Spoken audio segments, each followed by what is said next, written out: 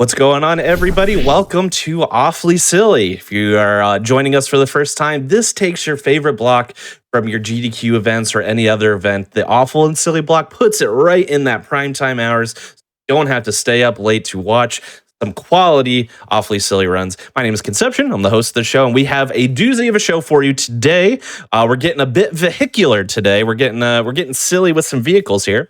Before we get started, though, wanted to remind everyone of just a few things. So first, in case you weren't aware, SGDQ 2023 is coming up. It's going to be May 28th through June 4th. It's going to be in person in Minneapolis, Minnesota. So if you're interested in attending the event, registration is now open. It's going to be open until May 3rd. Feel free to go on over to gamesdonequick.com for some more information on that.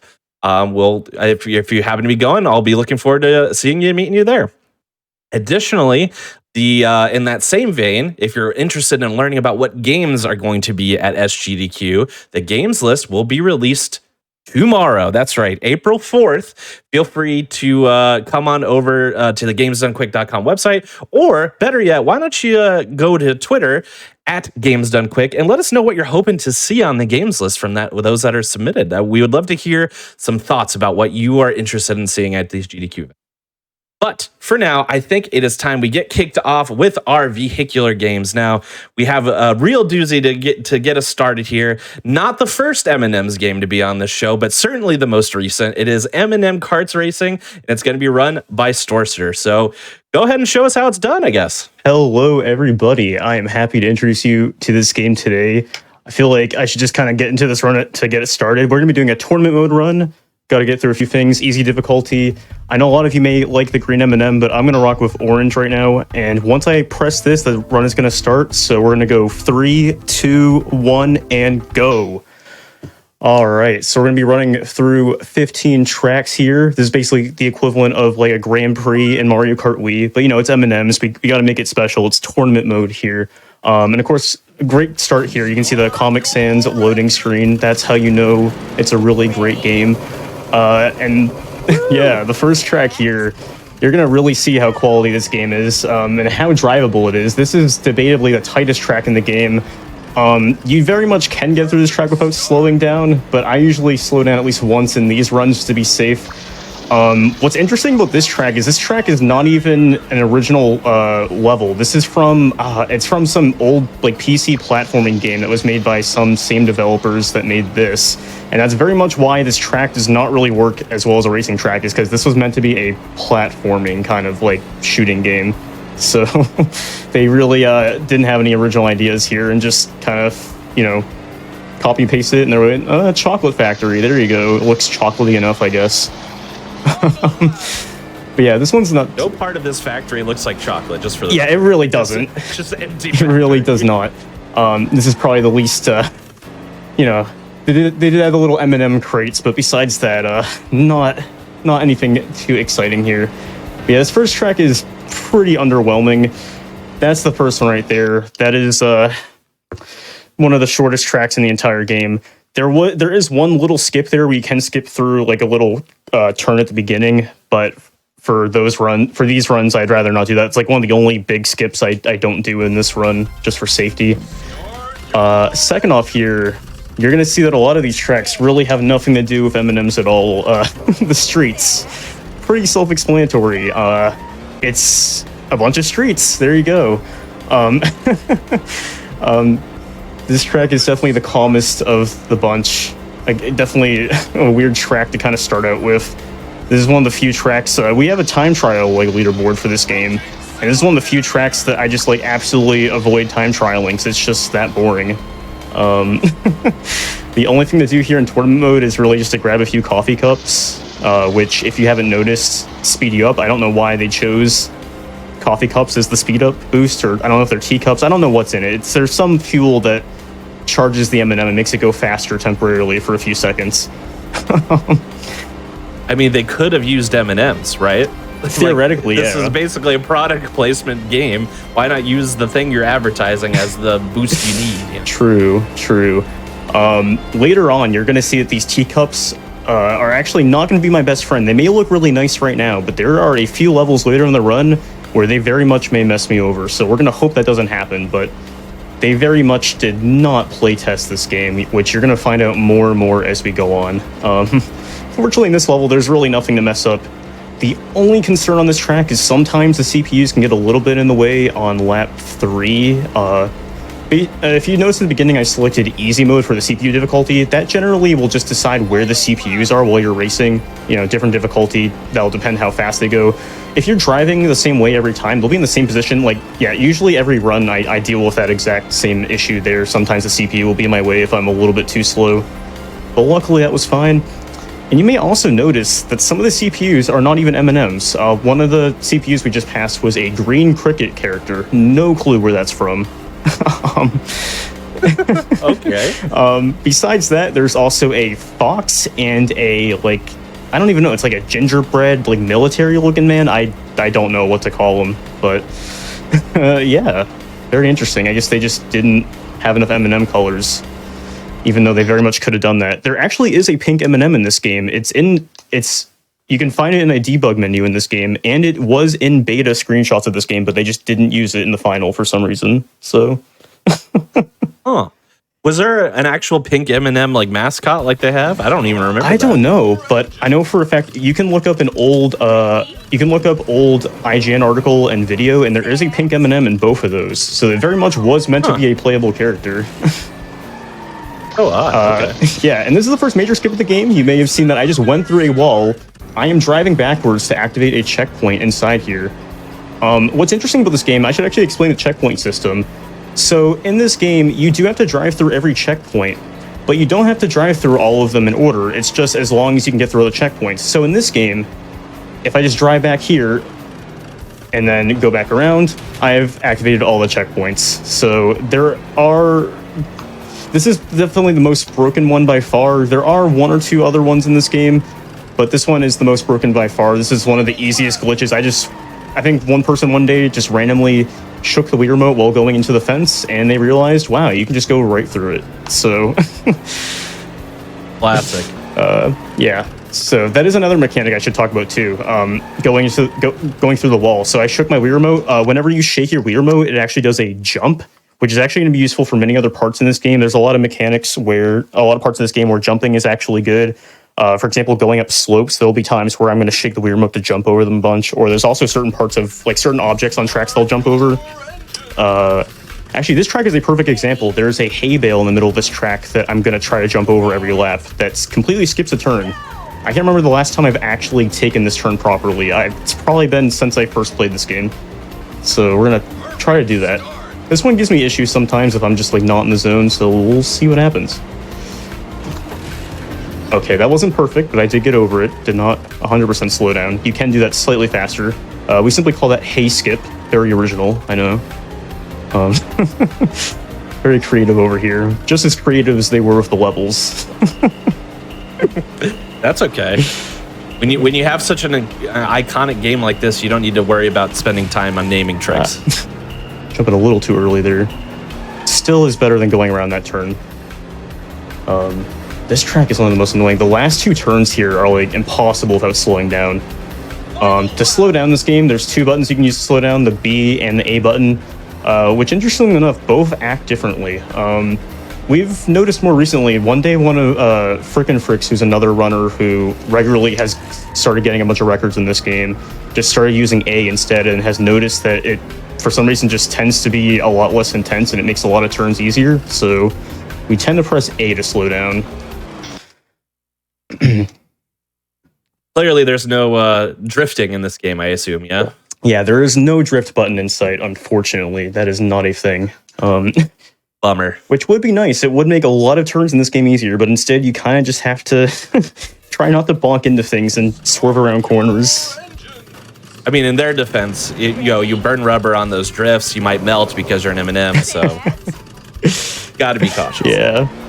Now we're in Forest, which is definitely the darkest track in the entire game, and by dark I mean the lighting in this game. You may notice that the lighting in this game is quite atrocious. They just did not learn how to light things properly, and half this track is really dark. Any speedrunner that has ever ran this, like, there's a few people who have ran this on, like, potato cam webcam setups, and every time they've done it, you just can't see the game at all. It's impossible. It's really bad.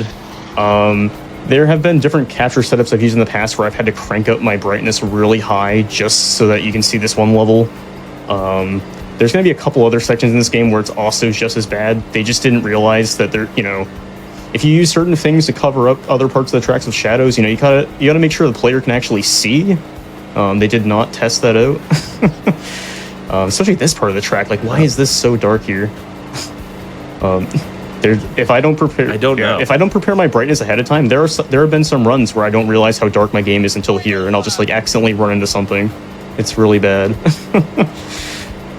So by preparing brightness, you mean that you're like on your capture setup, or like you have to go literally in the game or your system and like jack up the brightness? Yeah, what I usually do before, like even before this run, before I went live, I specifically first went into this level. I went into this level, paused the game really quick, opened up my capture card, and I just made sure I could actually see it. I usually do that before every run just to make sure that you can actually see this level when I get to it.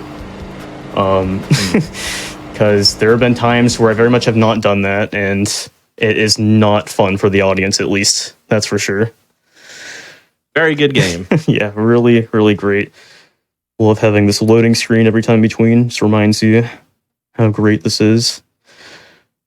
All right, and now we are on to Mountains, which is the longest track in the entire game. And it's definitely one of the tech heaviest, too. There's a lot of slopes in this game, and slopes in this game were really not programmed amazingly. This is going to be like one of my first uses of the two-wheel strat, which you may have seen. My car just went on its side. If you press left or right on the wheel remote, your car will just lift up in that corresponding direction, which is actually used for a handful of different things in this game. More recently, it's been discovered that doing it going up certain slopes can actually make it faster. You don't actually slow down as much. Because you may notice going up slopes, you're not going to notice it right there because I got the coffee cup, but you'll notice on other slopes here that you gradually lose speed as you're going up. They just did not program slopes properly.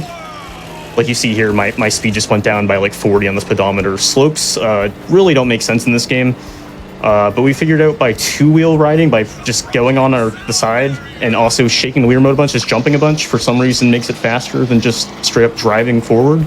Don't ask why. That's just how this game works. Yeah, but this is the longest track by far. This track is almost a minute long per lap in time trials, and in this, if you mess up a bit, if you're not going for optimal strats, you're easily going to be doing a minute per lap. There's only like one or two other tracks in this game that can really compete in terms of how lengthy they are. But yeah, probably the most annoying part of this track, I would say, is this bridge here. Yeah. Even playing this a bunch, I'm still not doing it perfectly sometimes. There's a lot of different ways to get through there, but if you're playing this game for the first time, I will bet you $100 that you were going to straight up crash into a wall there, or you're just going to fall off. It's not friendly at all. Yeah, that looked unfriendly. It also looked like the walls were a little bit magnetic, and you were kind of like sticking to the fence there, or the ropes on the bridge there. Yeah. Ugh, I hate when racing games have that. Yeah. Because I've played a few that do. Yeah, it is not ideal. There's actually some even crazier strats here. There is a more intense. You know what? I will try to go for a slightly faster here. We'll try to go for something here on lap 3. There is a strat that is done in the time trial where you can actually skip the corner and actually jump over the side of the bridge. I will try to attempt it really quick. If not, it's not the end of the world. Woo! But we'll do it for the fans here really quick. We'll see if I can do something. Do it for all the M&M kart racing fans out there. That is not what I was trying to go for, but I guess I demonstrated that you can just drive through the wall. Those walls are not fully solid. You just clipped right through it. Yeah, okay. That is not what I was going for, but this game really keeps on giving. Sometimes you just get something that you never expected to get, but it provides really great entertainment, so... Like, actually... Wow, I can't believe that. Yeah. Like, when I was practicing runs yesterday, I, was just casually driving, and I accidentally discovered a strat that may actually save time skipping a corner, and I actually made a mistake. Like, you can just make mistakes in this game, and you find new strategies. That's just how weird and janky this game is. It's really amazing. All right. Incredible. All right, on to the next track here as we load through these M&Ms. I just love how the loading screen, you just load through M&Ms instead of a progress bar. It's awesome. Gotta stay on brand. Yeah. All right, now we got beach here. You're gonna see this beginning section. I don't know why they ever thought this was good. look at all these random poles here. There's just no room to drive here. If you have more than one player at a time going through this section, good luck. I'm going to hope the CPUs are on issue. They generally aren't with how I've been able to get used to them. But that is one of the tightest sections in the game. I don't know who decided to just place a bunch of random poles in just a really tight space. Ooh, I really love this water that looks like TV static. Yep, that is one of the first things people notice about this track. I think everyone, that's the first comment they make is TV static water. It's really great. Yeah. Really, the only one big strat on this track, as you may have seen, you can drive. Whoopsie. Yeah, I don't know why they're putting all these poles here, but they did. But anyways, you can drive through a bit of this water. You can take it a bit riskier. I'm taking a pretty safe strat. The strat that I'm doing is I'm using a visual cue. You'll see a little notch in the sand here. I start driving forward right there, and that lines me up very well. And you may wonder why it matters lining up through the water there, and that's because there's a bunch of invisible walls for no reason in the middle of water. You can just start driving through the water, and for no reason, you'll just completely crash. It's really great, and it's not just like one straight wall. There's a bunch of just random little sections. There's no consistency to it at all. So,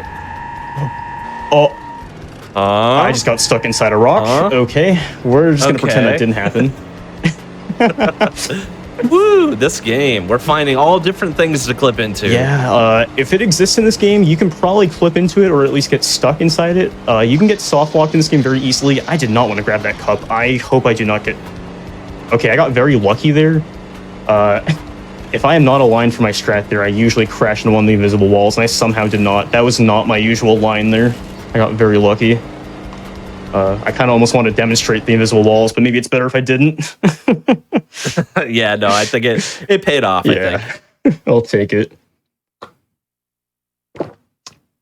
Alrighty, moving on here through these M&Ms. The next track we got here is the worst track in the entire game. Worst track by far. This is one of the longest in the game, and it's also one of the glitchiest.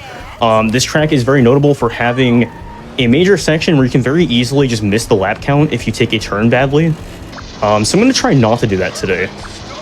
Lovely. Yeah, we're just going to not do that. So this track, you're driving on top of a sea carrier, and the middle section of this game is the worst by far. We're going to end up going to an underground basement section. And the first section of this, we're going to actually drive off the side here. I'm going to start pressing A, and there we go. This turn is impossible if you just drive straight, which you may notice. I barely am making that turn, just slowing down. And now... Oh my gosh. This is now one of the worst turns in the game. I'm going to see if I can do this. Okay, jeez. Oh, wow. Yeah, that is not the best straight. You can do that a little bit better, but I'm just happy I survived that. I go for a safer version of what you could do. You can take that a little bit riskier. Why am I still on my side? Okay. But yeah, shoutouts to Frickin' Fricks. He taught me that strat he discovered within the last year or so. If you do a two-wheel ride and you take that turn a bit wide, you can line yourself up just right there. Previously, we kind of just randomly took that corner and just prayed we got up there. And what's really unfortunate is if you may have noticed, yeah, that can happen. You can just clip into that. Clip through the ramp. Yep. If you go a little too far left there, that's what happens. What I was going to say is, hopefully I don't do it now, but if you... Actually, let me just get around this corner first. I want to make sure we actually... I forgot. Okay, you may have... So I actually was turning further right there, but this game actually lags a bunch sometimes, and it just doesn't allow you to turn. You may have just thought I was going straight there, but no, I was holding my Wii remote fully right. I promise you I was. And a lot of it has to do with loading CPUs. If CPUs are within a certain, certain distance, it just, for some reason, the game will lag. There are a few other turns in this run where I'm just not even going to try turning my Wii remote because it just won't work. You'll notice, actually, throughout the game, different tracks have different amounts of CPUs. They could not have a consistent amount throughout the game because that's how laggy it is. There's only there's only one track in this entire game that has the maximum amount of CPU, or maximum amount of players at once, which is 8. And it's on the most basic track of the game, which you'll see at the very end. Every other track has 4 or 5, I believe. Also, I just took that really safe. No, don't. I think I just messed up my lap count. I think we're gonna have to take an extra lap. Oh no. Well, let's see. No, we're going to. Oh no. Yeah. If it starts flashing wrong way. Oh god. Yeah. What a bummer. So if you take that turn too tight, or you take it too wide and go to the left, it will not count your lap. You have to be perfect there. I don't know why it's still flashing wrong way. I think that goes away eventually. It better. Oh god, I have not had this happen to me in quite a while. I kind of forget. I'm just not preparing for this. All right, well, if we do have to do another lap, we know what happens. Still magically in first, though. That's pretty cool. Yeah, fortunately, the CPUs are not really good at this game. We are on easy mode, but I can promise you on hard mode, they are not really any harder. They really are not. I'm going to take this turn a bit safe as well, because I'd rather not play a fourth or a fifth lap. I'd rather not do that. That's definitely one of the biggest time losses you can have this entire run. That is really brutal. If I could have PB before... Well, good recovery. Yeah. If I could have PB before, I can tell you I cannot now. That is for sure. But that is all right. I guess I got to demonstrate how bad the lap counts are on that track. All right, starting off with Arctic, you may notice the giant clanking sound there at the beginning. They, for some reason, placed all the player positions on top of each other. So you'll see I'm literally inside another CPU when I start. Lovely. No other track is like that. It's just that one track. Don't ask me why. I just laugh every time the track starts and you just hear that giant clank sound. It's really awesome. Little more recent strategy on this track is you may notice going around some of these corners is I'm gonna do a very slight two-wheel against some of these like snow slopes, I guess you call them. Like right here, you'll see I'm gonna just slightly, yeah. Oh, that was not ideal. I kind of just started doing this, but you can do them so you go around the corners slightly tighter instead of driving around them fully. That's honestly the only amazing thing in this track. The rest of this track is quite boring, to be honest. You may notice that this is really just a snowy path, and that's really it. There's really nothing exciting. I guess there is one little thing here. You'll see that I can go behind the igloo. I can just jump behind it. There we go. That is faster. Lovely.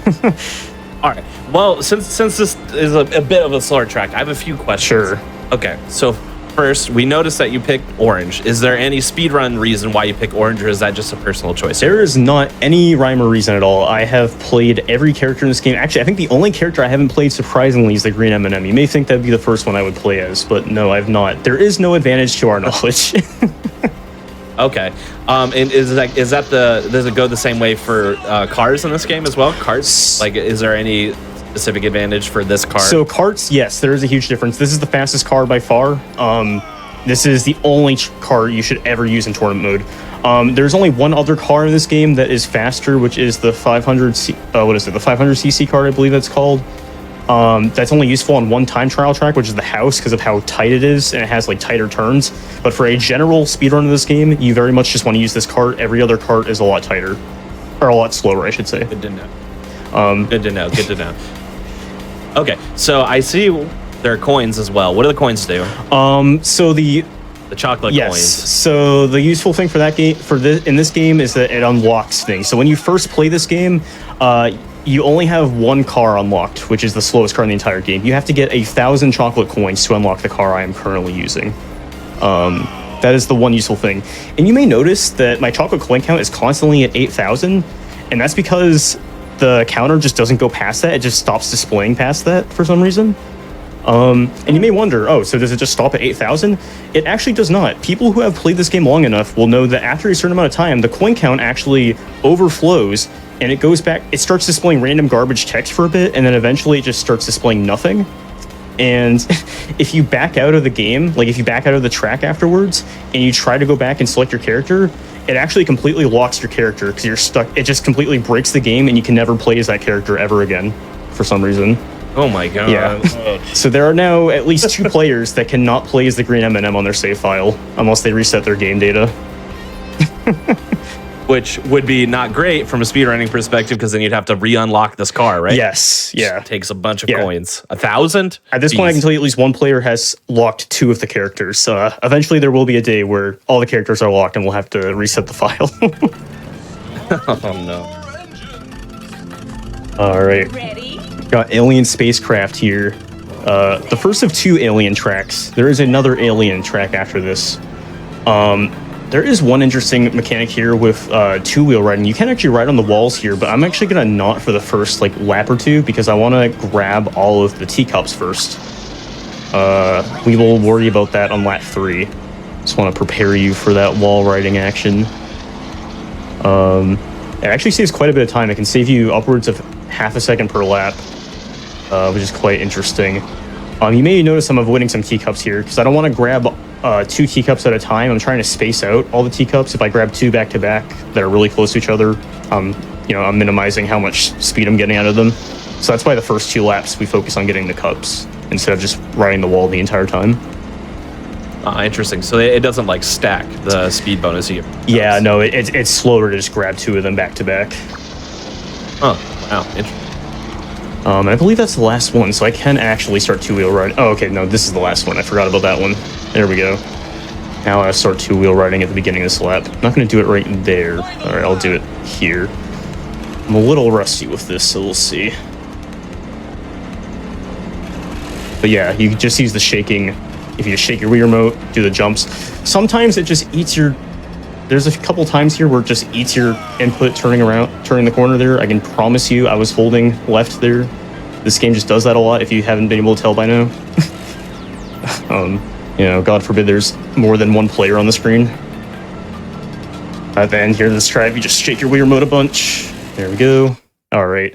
You can actually take those walls so tight that the time trial record takes it so tight that the camera just starts glitching out and spazzes out constantly. Wow. All right, now we're on to the second Alien theme track, Alien HQ. And I would call this, honestly, the Rainbow Road of Eminem's kart racing, because you may have already gotten a little preview, but a majority of this track, it's just walls on the side. And by walls, I mean walls you can very easily drive over if you are not in the right position. So we're going to try not to do that today. But you may notice that there are a couple teacups here, which... Yeah, we're going to try not to... Okay, good. You very easily, if you're not prepared to grab a teacup, you can very easily just start crashing into a wall. And if you have enough speed, you can just go straight over it. Because again, walls are not solid in this game. A lot of these walls are not solid for some reason. Yeah, the first lap or so can be quite brutal just because of the teacups. Usually after that, it gets a bit better. Here we go. All right, I think there's only one more teacup at the beginning. I'm going to try not to grab it if I can, because I think the teacup I avoided is possibly the worst teacup in the entire game. I would say I have a 50% fall rate whenever I grab it. Ooh, yeah. We don't love those numbers. Yeah. Oh, I did grab it. Yep, there you go. Oh. Well, at least the recovery is pretty fast when you fall. That is one of my only compliments. You lose your acceleration. Yeah. That's one of my only compliments of what they did right in this game, is the respawning in this game is quite good. I will say that. Yeah. Besides the walls here, you get to look at the... Sorry, go ahead. I was going to say, someone brought up in the chat that maybe it's not coffee or tea, but it is hot chocolate. And that is an interesting thought. That would be very appropriate. That it could be. Very on theme. It is hard to tell what is in the cup. This game is not the highest of quality. It's definitely not HD. I'll tell you that.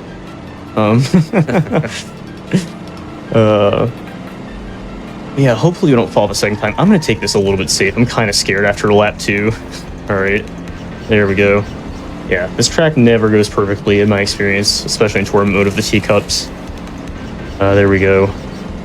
Very nice. This is definitely in like my top 3 least favorite tracks. It's never a track you're going to drive right when you want it to. Yeah, those corners are brutal.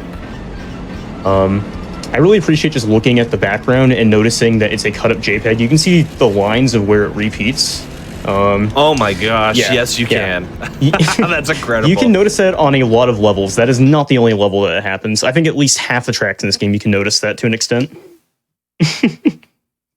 That is so funny. Oh my gosh. Yeah, I'm glad they took a lot of time to make sure it was polished. Definitely some love and care went into this one, yep.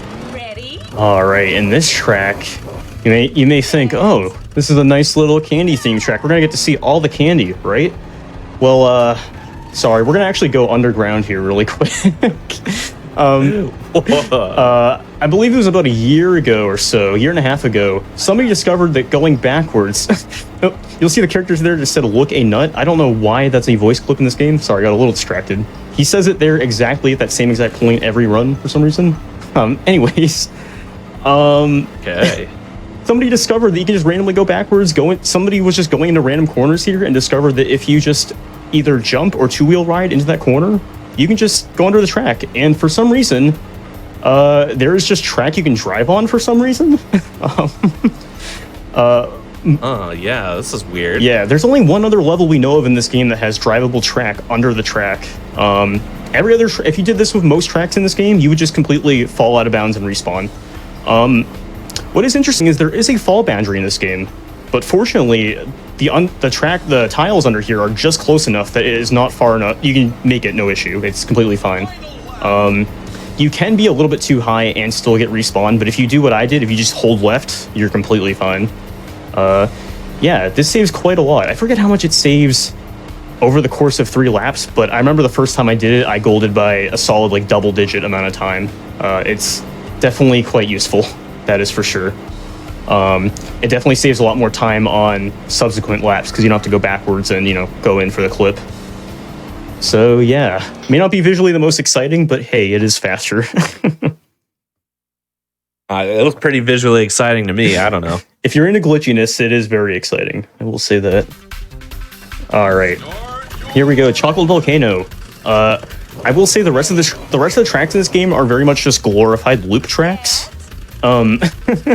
This first one though, maybe it's hard to say what the most interesting track in this game is. But I am on lap 1 gonna try to go for a glitch here, where I'm gonna try to skip across the track. This may not go well, but with the teacup, it is a bit easier. I'll see if I can. There we go. Oh, slow down a little bit, but I did demonstrate it. Yeah, you can completely just go across the track. And what's funny is I could drive to the left here and do it in reverse as well. That's actually what the time trial record does. They start going to the left there, then they go back and do it the other way, and that is the entire run. Yeah, this track may be really short, but it can still be broken, which is really amazing. It's almost like they conveniently place those little steps in the middle there. All you have to do is just do a couple little hops, and you're on the other side. It's a lot harder to do without the teacup, but fortunately, having that teacup is almost perfectly positioned. It's almost like they wanted you to go for it. Yeah, I almost wonder if it was like dev intended because of how that's set up, but probably not. It's just a really funny coincidence. Yeah, it makes that because the first jump there is the hardest of them all. It's like the biggest gap in them all, but luckily having that extra speed just makes it completely free. So I go for it on every at least most runs, especially for a run like this. Why would I not go for it? It's a really cool little skip. All right, this next track here, another glorified loop track, Coliseum. It's also going to feature another really dark, I would say number 2's darkest section of the game after Forest. We'll end up seeing. This track also does have another little skip that you may not expect that we will see starting at the end of lap 1. We're going to grab this little teacup here. Not going to grab the second one. You may notice that I have not been grabbing every teacup in every track. There are some teacups that are just straight up not faster because of how far out of the way you have to go. I remember when I first started running this, I would just grab every one because, you know, faster, right? Nope, not the case. All right, and oh my god, I didn't actually get it? Oh my god. Okay, I promise you can easily just drive into the wall there and just like skip this little section here. I don't know how, I think I just like blanked out and like went a little bit too late. We're gonna try that again on lap 2. I promise you I'll get this at least once. I'm getting a little too excited about this track, I guess. Yeah, it's too good. Oh, please don't do that. Oh my gosh. It's crumbling at the seams. There we go. Yeah. There we go. I did go a little bit too late. All right. I usually just you can go a little bit tighter, but I usually use this little, you see the little shadow line there. I use that as a visual cue to make sure that I don't, if you go a little too far out, you'll have a weird lap count. What's funny is that these walls on the right here, right and left on the tunnel, are not completely solid too. I have been pushed out of bounds by a CPU there before. Nothing in this game is solid. I promise you, nothing. I did not have to go for it on lap 3 at the end there, but I just wanted to do it for swag. Just wanted to redeem myself there. Yep. You proved it. You proved it. We know you can do it. I proved it's possible. All right, last track in the game. Stadium. It kind of sucks to end on a very underwhelming track. This is probably the least exciting track of them all. But here we go, Stadium. You'll see this is the one track in the game that has 8 players. It's such a basic track that they were able to have enough RAM to load all 8 players at once without just completely killing the game. It's amazing. Yeah. And you'll see and this is like an early Wii game too, so it's not like maybe they were developing for a new system, but it got shoved to an older one or something like that. Nope, this is right at the beginning. So and there's tire skip. You can just take that corner. There you go. Very exciting.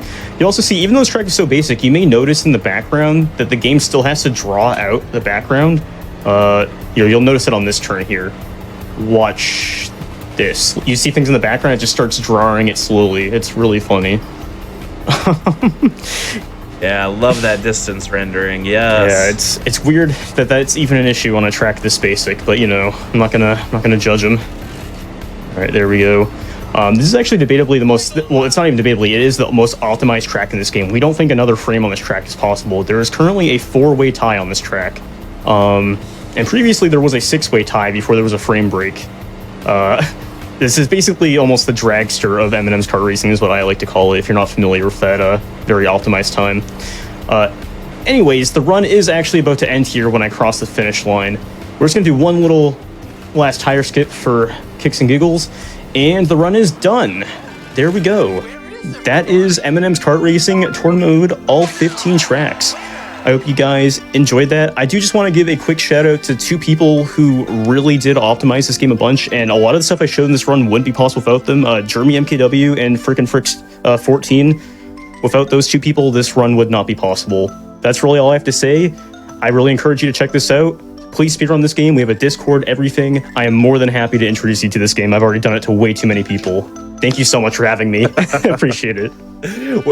That's so funny because we were talking about right before we started, like being known for like that quirky game, and being the person that introduces this game to other people kind of solidifies the quirky game nature of this run. So thank you so much for putting this together and coming on the show for our vehicle episode, Sorcerer. We really appreciate it. That was an incredible run, way more tech than I could have imagined even. So very, very, very, very fun. For everybody out there, feel free to take a little break, have a stretch, grab a handful of M&Ms. I actually have a packet here myself. I'm gonna enjoy on my break, I think. And we will be back here in just a few moments with our next vehicle-based speed run. See you then.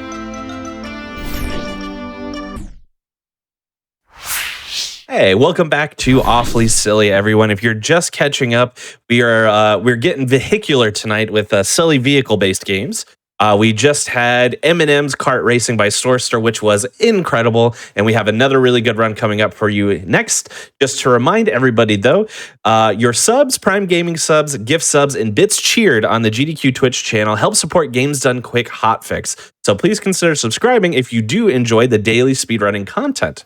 Additionally, if you happen to be watching on YouTube at some point in the future, be sure to press the like button on this video and subscribe to the channel.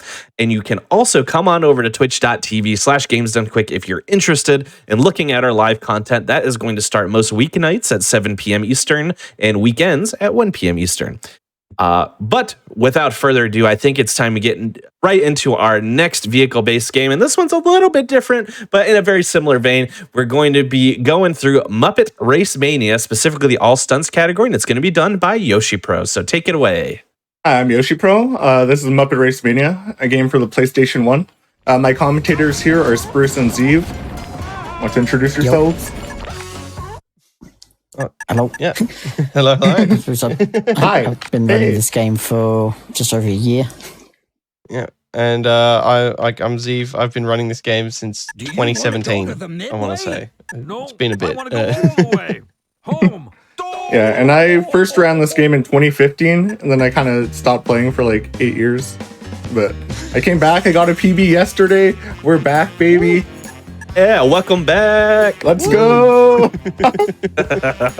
Okay, so yeah, this is all stunts. There's stunt courses in this game. It's more like a platformer for the stunt courses. You're basically just trying to get from point A to point B. I'll be playing as my favorite Gonzo, the man, the myth, the legend. So, love that Gonzo. Love that Gonzo. Timing will start when I press A here. So, 3, 2, 1, go. So this is all stunts. So normally in the run, we would normally start on the second level called Restaurant because there's cycle stuff, but because it's marathon, you know. Exactly. Yeah, cycles. For some reason, the second level is the only level where it is like a semi-global cycle. So we have to sort of wait 2 minutes to get the perfect cycle. And that's not really fun to do in a marathon. So we're not doing that. For all the other stunts, the cycles start when you click to start the stunt. But for Restaurant, it starts when you load into the stage. And not when you actually click to start the stunt itself, which is annoying. Oh, that's unlucky there. Okay. Alrighty. Second So try? each of these... Oh, sorry. Yeah, second try. Alrighty. Well, each of these levels, there are 6 stunt levels in the game, and each of these levels are based on one of the 6 Muppet movies that were out at the time of this game launching. So this one right here is based on the Muppet movie, so the very first one. It's one of my personal favorites, honestly. And now we on to Restaurant, which is based on the Great Muppet Caper, which has some banging tunes. This is definitely the best stunt music there is. 100%. It is. This song slaps. You're gonna see me collecting fruit. Fruit gives you boost. In the top right, you see that little flask. It fills up every time I collect a fruit. I can use boost. Boost is very useful for a variety of skips and, you know, trying to go fast. So It is very true. We do like to go fast here. you typically, ideally in a speedrun, yeah, you do like going fast. Also good. So yeah, Z was mentioning with these lifts, if you were to start the stunt at the right time, you can save like 40 seconds just from getting better lift cycles. Yeah, it's pretty nutty. But yeah, as mentioned before, we'd have to wait about 2 minutes, and that's never fun. There was a nice big skip there. You're supposed to use a lot of teleporters to go around, but if you have enough boost, you can just skip all that. Oh, that fall's just a little bit upsetting there. That's all right. Let's see if we can get this proxy. Woo! Oh, Oh, bummer. That's all right. So That's all right. so the lift kind of squashes you, and I think your cart just... Oh no. Your cart kind of doesn't know where to go, so it just gets launched in the air. We'll see it again. There you go. Yeah. See, that was just showing off the proxy. We just wanted to show that off. Exactly. Thank you for doing that for us. We appreciate it. Yeah. Anytime. Who needs action? Who needs action replays? We just do it ourselves. Yeah, as you can see there, we Yoshi used just a bit of boost just to skip one of those lifts because we don't want to have to deal with that. Now we're moving on to Diner, which is a level from Muppets Take Manhattan. This one is incredibly satisfying. Exactly. Diner Are we going for to do Burger fitness. Jump here? Oh, you know it. Oh yeah, that's what I love to hear. I love that there's a trick called Burger Jump, so let's go. Here it is. There we go. Let's go. Beautiful. Love Burger Jump. It's Yeah. one of the funniest tricks. Yeah, that burger has a burger-shaped hitbox, so you can just kind of ramp off it. While that burger would have a burger-shaped hitbox, you know? But it is what it is. Never would have guessed. This is one stunt where you could pretty much get through the whole thing without letting go of accelerate. If you do it all like perfectly. Also, you can just click through that stall there. For That's whatever the ghost reason. stool. Why did I go into the level again? What am I doing? You Run got it back. too spooked by the ghost stool. Right, rooftops. Alrighty. This one is Now- my personal favourite stunt, but only the stunt itself, not in the 100% category. oh yeah, doing 100% in this level is really not fun. I actually find this one to be more annoying than Restaurant for 100%. So to 100% a stunt, you need to beat the stunt, and then there's something called adventure mode, which lets you free roam the stunt and go wherever you'd like. And in that, you would need to collect every piece of fruit, collect all the stars, all the tokens, find the movie, find the Muppet on the course, and also rescue Doozer, Flange Doozer, who is lost on the course, apparently drunk. And the one in this course is probably the worst one to try and save. You can easily lose minutes with the Doozer on this course. All right, let's see if we can get this jump. Whee! Ooh, you got Nice. it. Hell yeah, that's what we like to see. Oh, and you got And the second pipe part skip as well. too. That was really good. Clean. Yeah, hell yeah, that's really good. How long is the 100% run? So, well, just for context, the main category of this game, Leagues A and B, the world record by Zeev here is 18 minutes and 3 seconds. The All Stunts world record is about 7:25, I think. The 100% record for this game is 3 hours, 57 minutes and 39 seconds. It's a long category. That's a lot of Muppet carts. It Yeah. is. Because it involves that thing I mentioned for rooftops of 100% of the stage. You have to do that for every single stage in this game, and also get a gold star in both race leagues and the battle league. There is a glitch though that lets us do those leagues much faster or much more consistently.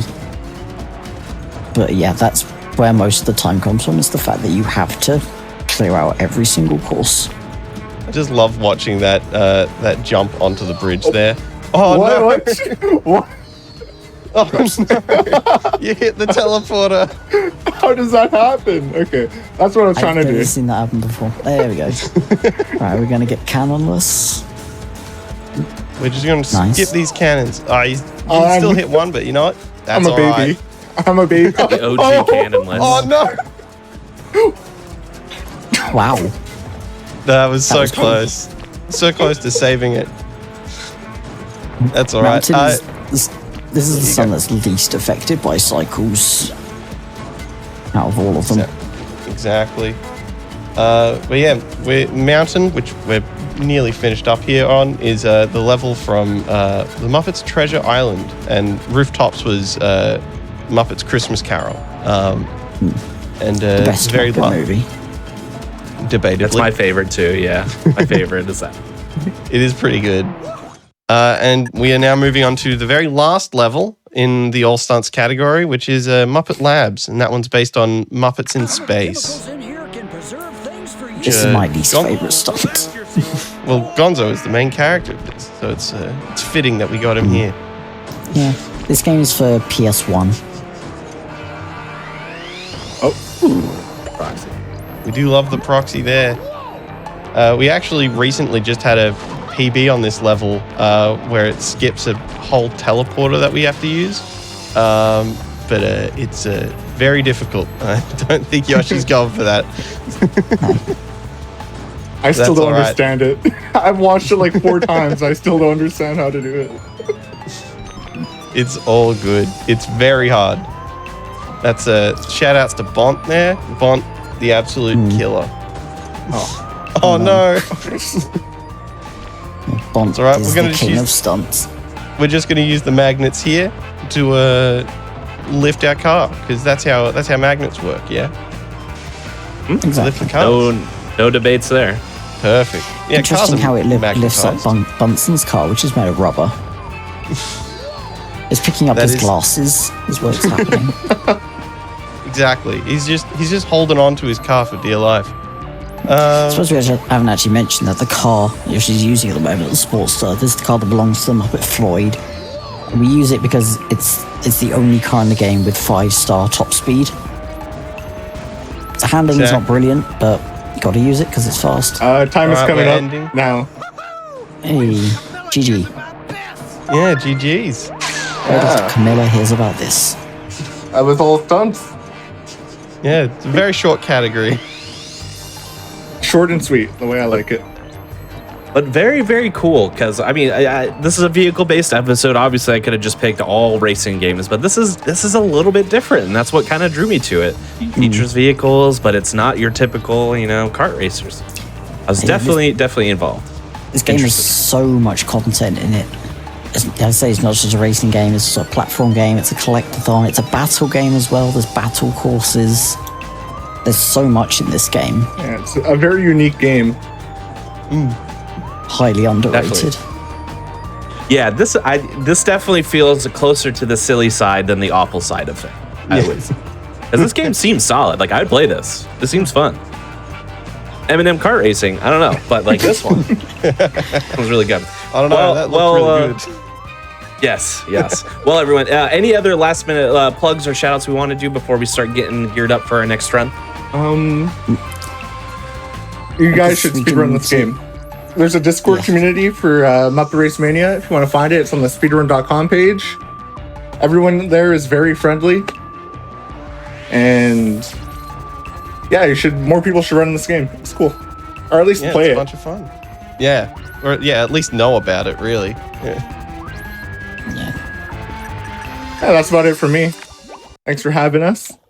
Yeah. Yes, of course. Yep. Thank you to the three of you for putting on this excellent showcase of what I think is a pretty neat looking game. I'll have to check it out sometime. But yes, thank you Yoshi, thank you Spruce, and thank you Zivali for making that happen for us. We appreciate it. For everybody who is still watching, don't be afraid. Feel free to stand up, get a little bit of a stretch on, maybe try some stunts at your own house, safely of course, and we will see you here after a brief little break. See ya.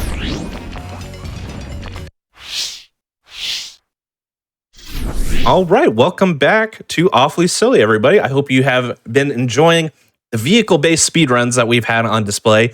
If you're just catching up with us, excuse me, we had M&M's Kart Racing, of which I'm enjoying some M&M's as we speak, by Storster. Incredible run.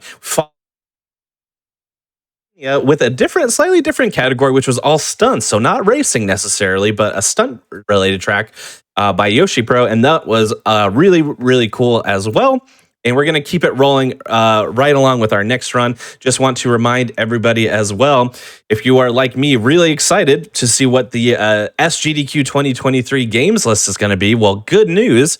You don't have to wait too much longer. The games list will be released tomorrow, April 4th.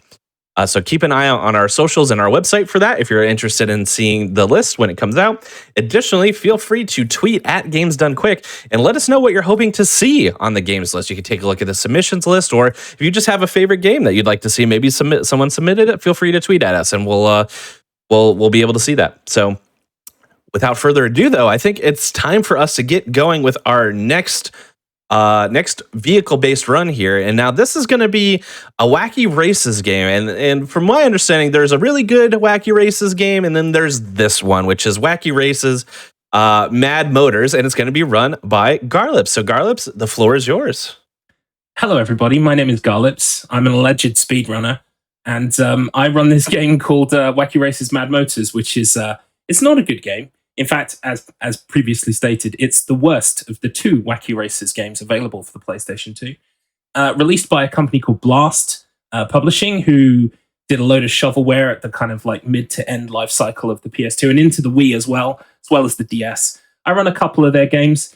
It's they're solid 4 out of 10s, let me put it that way.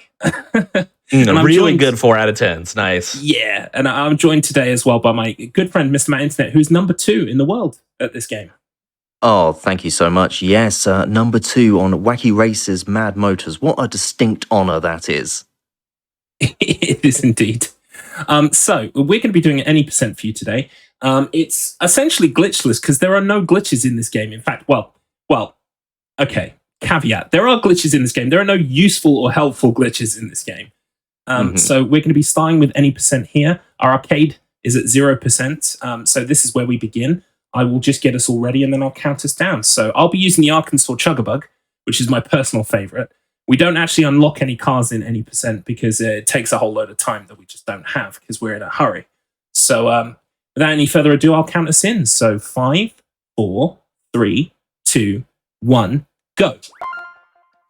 Good luck. Thank you. Welcome to Wacky Races Mad Motors. You will love the acceleration noise. It goes for the entire race and doesn't stop. Get used to this noise. It's going to be constant and it's going to be harrowing throughout. Yes. So the goal in Wacky Races is you don't actually have to come first. You need to place in first, second, or third on every race. And you also have to collect 8. I guess they're gold coins or white coins. I'm not sure exactly what color they are. I'd say they're gold. They definitely end up having a gold glint to them. Yes. Yeah, hard to see on this map particularly, but I'm going to guess gold as well. And we also collect pink coins. There are usually 4 of those per race as well. And they give us upgrades that we can apply in between races. We also have a boost, which I'm picking up right now. And there's arguments about, aren't there, whether or not it's a fire extinguisher or it's a nitrous that you can end up applying to your vehicle. It's it doesn't work in the way that fire extinguishers should, in that it produces fire. But that would lend credence to the idea that this game is wacky.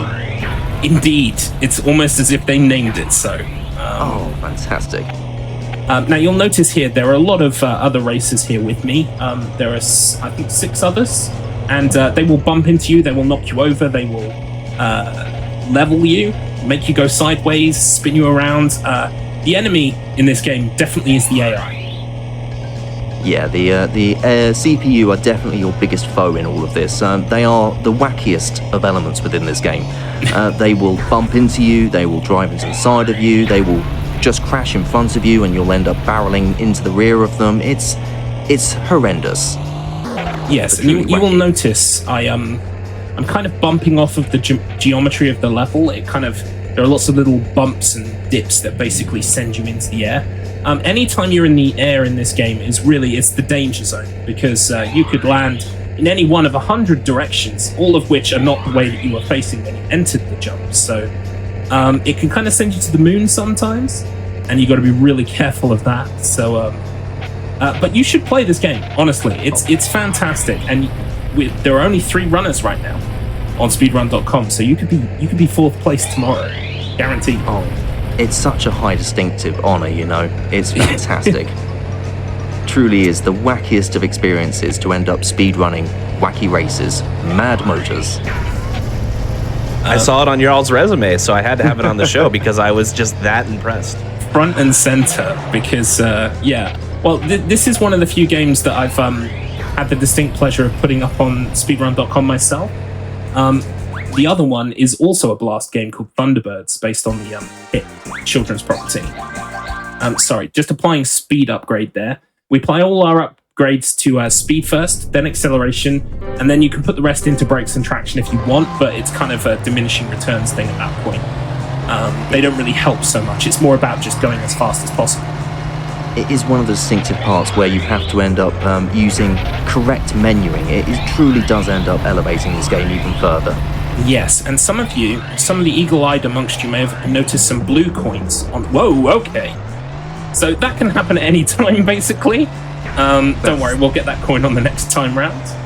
It wasn't meant to be. The nature of the CPU truly showing itself there.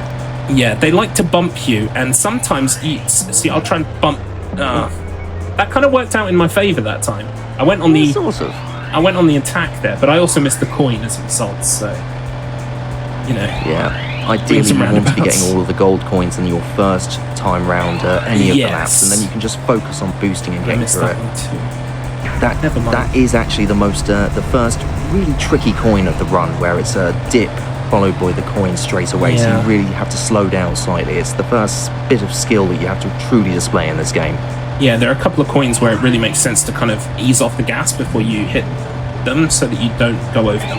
But those blue coins that I was talking about, and one just went past on the left, if you collect 3 of those coins, you unlock the ability to start unlocking other cars, other races.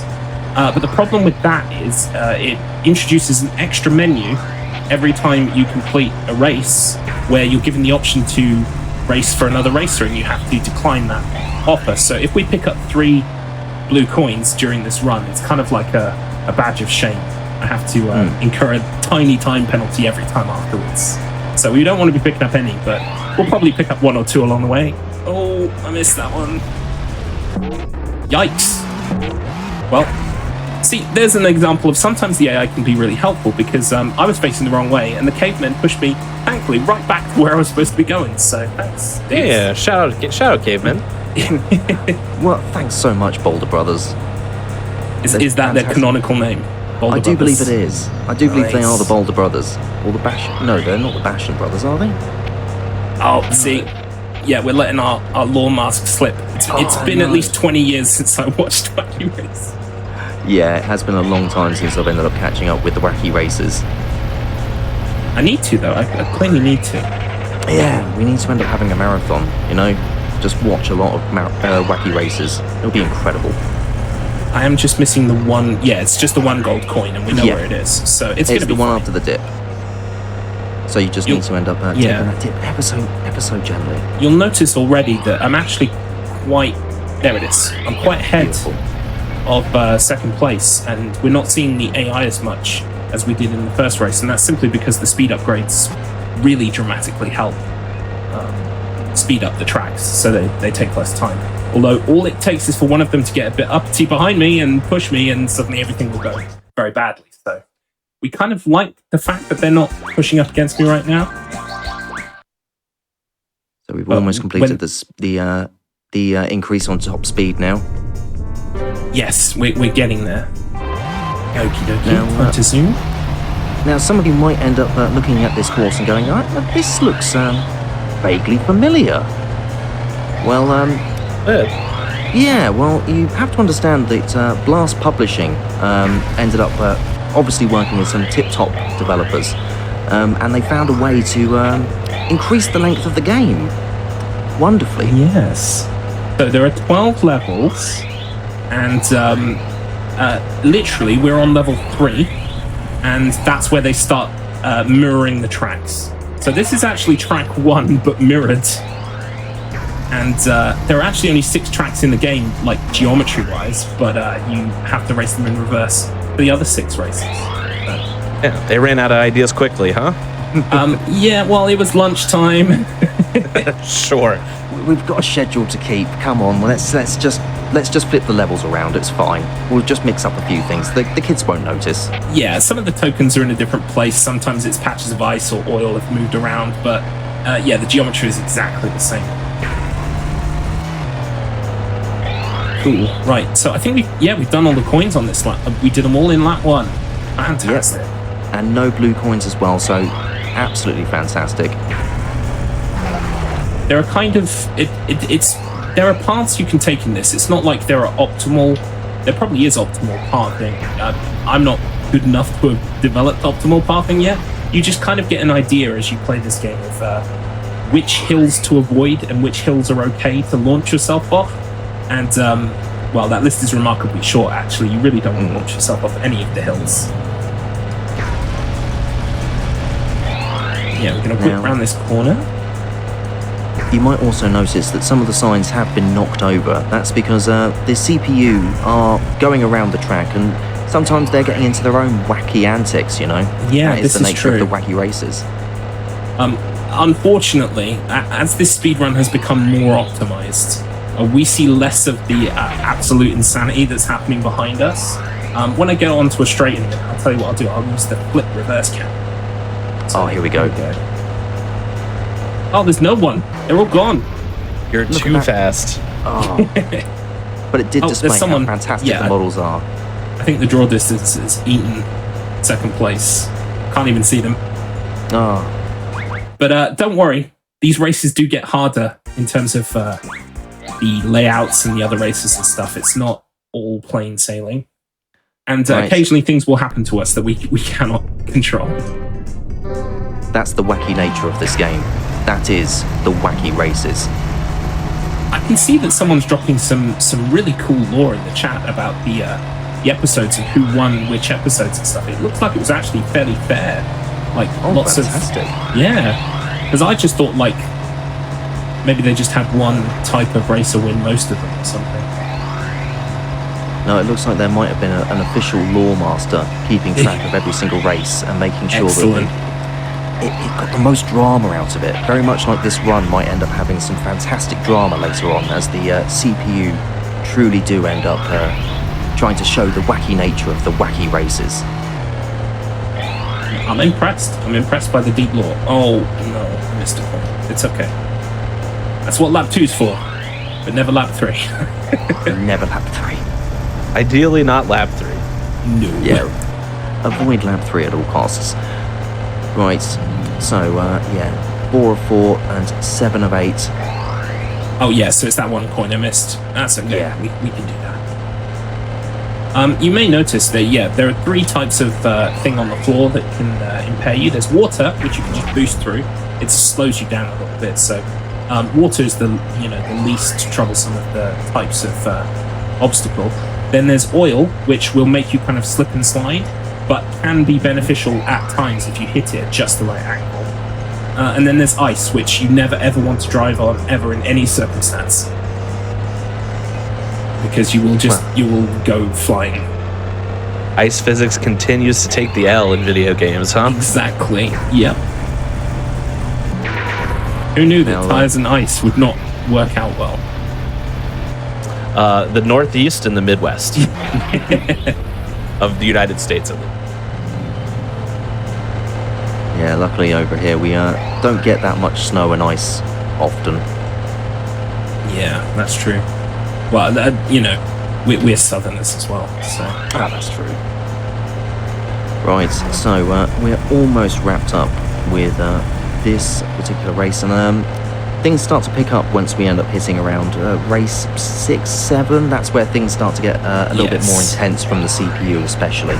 So I don't want to big myself up here, but while practicing earlier on today, I got a new PB, which is a new world record. Ooh. And yeah, and level 6 is where it all went to hell. It's where it started to go a little bit iffy. Yeah. Number 8 was where it ended up going disastrously wrong. It is a fantastically tasty run, so do check it out if you get the chance. There we go. Perfect. Right. So, apply more stats as quickly as possible. Get to the next race. Good menu, good menu. Could have been faster, but it's okay. Hey, now you talked about unlocking other racers with these moves, right? Obviously, which would be slower, but are stats tied to the vehicles or the characters, or how does it work in this game? Yeah, it's really interesting. Stats are applied to you, like the omniscient person. Whoa, okay, wall riding. The kind of omniscient person who controls whoever they want to control. So your stats, when they're applied, they apply across the board to everybody. So it doesn't matter who you're racing as. You have the same stats applied whether you pick the Arkansas Chuggabug or the Army Surplus, etc., etc. Which is a really cool way of doing it, because it means if you're not enjoying a certain racer, or you've made your progress in story mode, I guess, you don't have to go back you don't have to go back and do all of the races again as that character to get their coins, I guess. That's actually kind of neat. Yeah, the one problem with it is it means that there's literally no real tangible difference as to who you should play, and therefore I just play as the first. Oh, there's a blue coin. Dang it! I play as the first character that you can select, basically. I think there are some very, very, very fringe differences based on the geometry of your car right across the ice, but it's okay.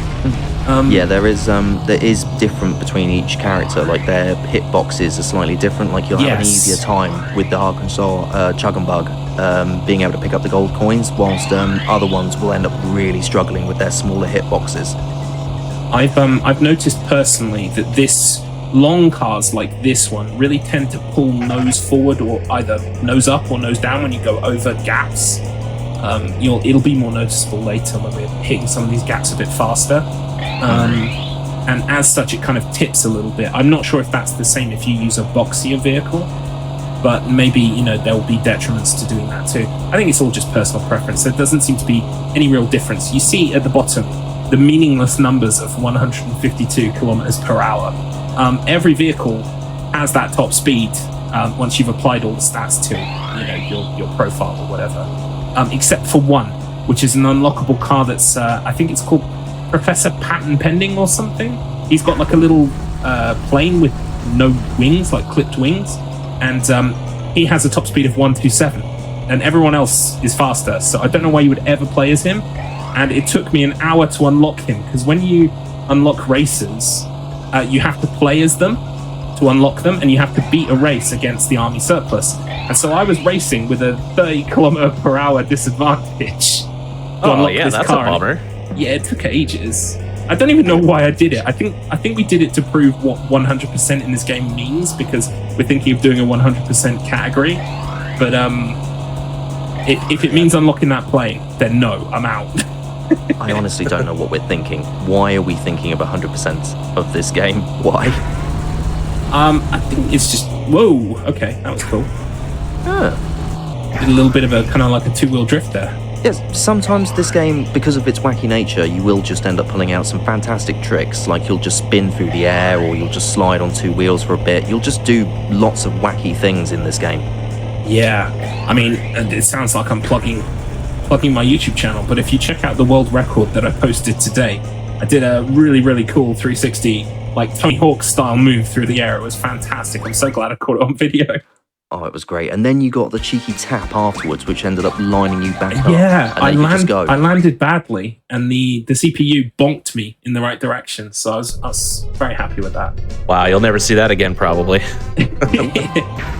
Well, we say that, but like every time you run this game, weird, crazy... Whoa, see, that wrecked me completely. And now I've got to reverse. Oh, that's a nightmare. But it's okay, we can salvage this. It's right at the start of the race. Yeah, you can recover from this. It's going to be absolutely perfect. Sometimes things like that will happen. Like, I was just trying to turn left and it wouldn't let me, and I just hit the patch of oil. You kind of feel like you're fighting the controls a little bit when you play this game. Oh yeah, like you can imagine how the controls are in this game, and then when you actually end up playing it, it's subtly different to how you think it's playing. Yeah, and again, at the risk of tooting my own horn and making myself sound amazing, I'm not, trust me. But when you're watching someone like me or Mr. Matt play this game, or even Smokey Irish, who's the world's third place, we make it look easier than it is, trust me. The reason why I got Mr. Matt playing this game in the first place is just so that I could watch him suffer. On a casual playthrough. Yeah, you're welcome. Oh, wonderful. And the secret theme for this evening is racing games which feature annoying bridges. There's a bridge on this level that can really ruin your run completely. You can just get stuck in it sometimes. Who knows why? Yeah. You gave away my secret theme. How dare you? I apologize. I stole your annoying thunder. Bridges. Oh. Me and Mr. Matt were watching Muppet RaceMania, just waiting for a bridge to appear so that we could say that. And it did. There was one. We were celebrating so much. Yeah, we're 3 for 3 so far on bridges. Right. The last white coin it's the trickiest one in this level, actually. It's right on this corner. It's quite tight. There we go. Beautiful. So now we can just power ahead. The nemesis for most runs, by the way, will end up being the army surplus tank. They will find a way to knock you in some way. And there's the geometry of this game, just jumping out and getting you. Yeah, you think you might be able to like fly over the edge of that building because, you know, there's clear air between you and your path that you're taking. But no, there's a big invisible wall that will just take you out. Oh, I thought that was the end. Oh no, you've still got one lap to go. I was yeah. Don't this race has not been fun. Don't let the sound of the vehicle just going along gently just lull you into a false sense of security. The wacky nature of this will attack you again. Okie dokie. Right, we're gonna wait for a full one. There we go, and then we're gonna kind of power through. We're gonna save a little bit for this water. Like you tend to find yourself saving a little bit for the water, so you can just zap through it like that. Especially if the water is largely unavoidable. And up here, yeah, I'm gonna try and take a cleaner line this time.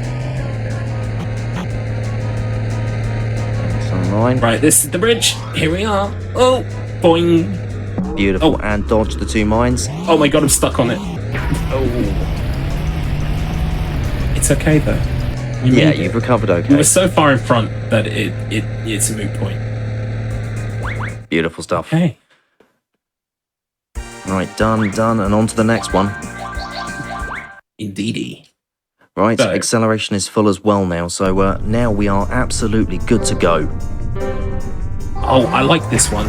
There are quite a few kind of tight lines we can take on this that cut off bits of the level.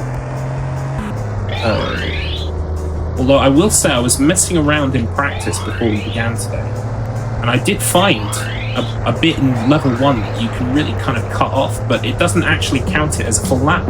Excuse me, sir. Excuse me, sir. There's Oh, the God, no. CPU. Oh, no. Oh, no. Chaos. Well, I think they gave up. I think they're just going to be there forever now. No, never mind. That's the fun thing about when collisions like that happen in this game. The AI just breaks and doesn't know what to do, and will just sit there. And it's kind of funny as you're driving away, you just see them kind of stuck, but they unstick themselves behind you after a while. But it's really bad if they trap you in a position. Like there, I was almost kind of trapped by that guy, and I couldn't get out. If I hadn't been able to reverse, I would have had to restart the race. So now restarting the race ends up only having one real penalty, which is that it will actually drop your gold coins. However, your purple coins will remain. So yes, yeah. Purple and blue coins, it kind of like once you grab it, it's grabbed forever on your save file.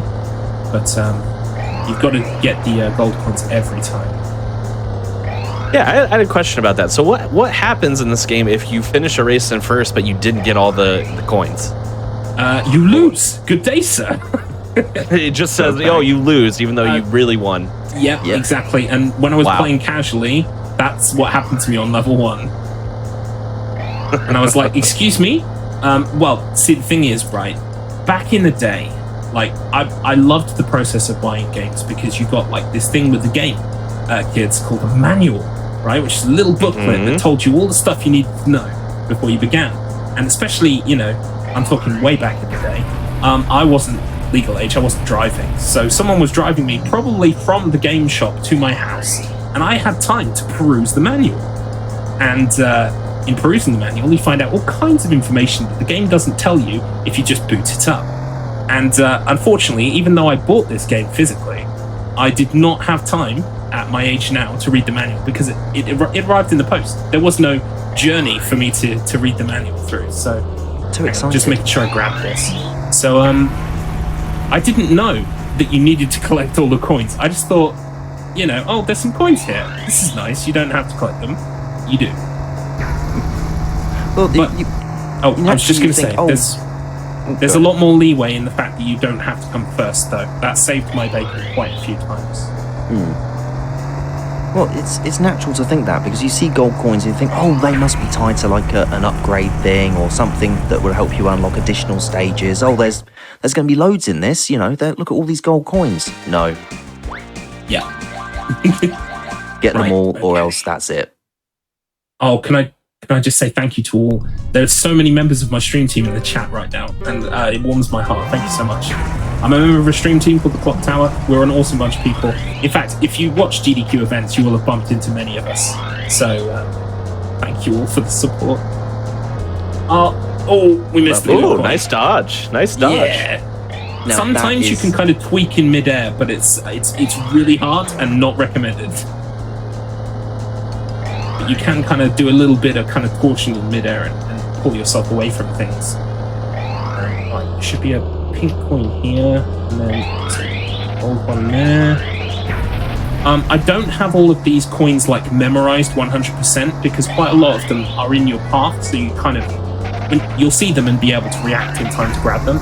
But there are some real doozies in later tracks that I kind of keep an eye out for because, you know, casually you'll be like, "Where's the last coin? And you're on lap 3, and it's not going well for you. But thankfully you're on lap 1 and you've got all 8 already. Oh, nice. So we just need that pink coin. Which pink coin did I miss? Oh, it's before the bridge at the start, isn't it? There it is. The bridge, which is absolute disaster on this one. Yes. This is another disaster bridge. Let's kind of ping over it like that. Lovely stuff. Yeah, that one it looks like it could be worse because it's just putting that blue coin right in the middle there. It's hard to dodge. It's mean. I think, well, it's not mean in that, like, the developer wants you to be able to unlock the cars.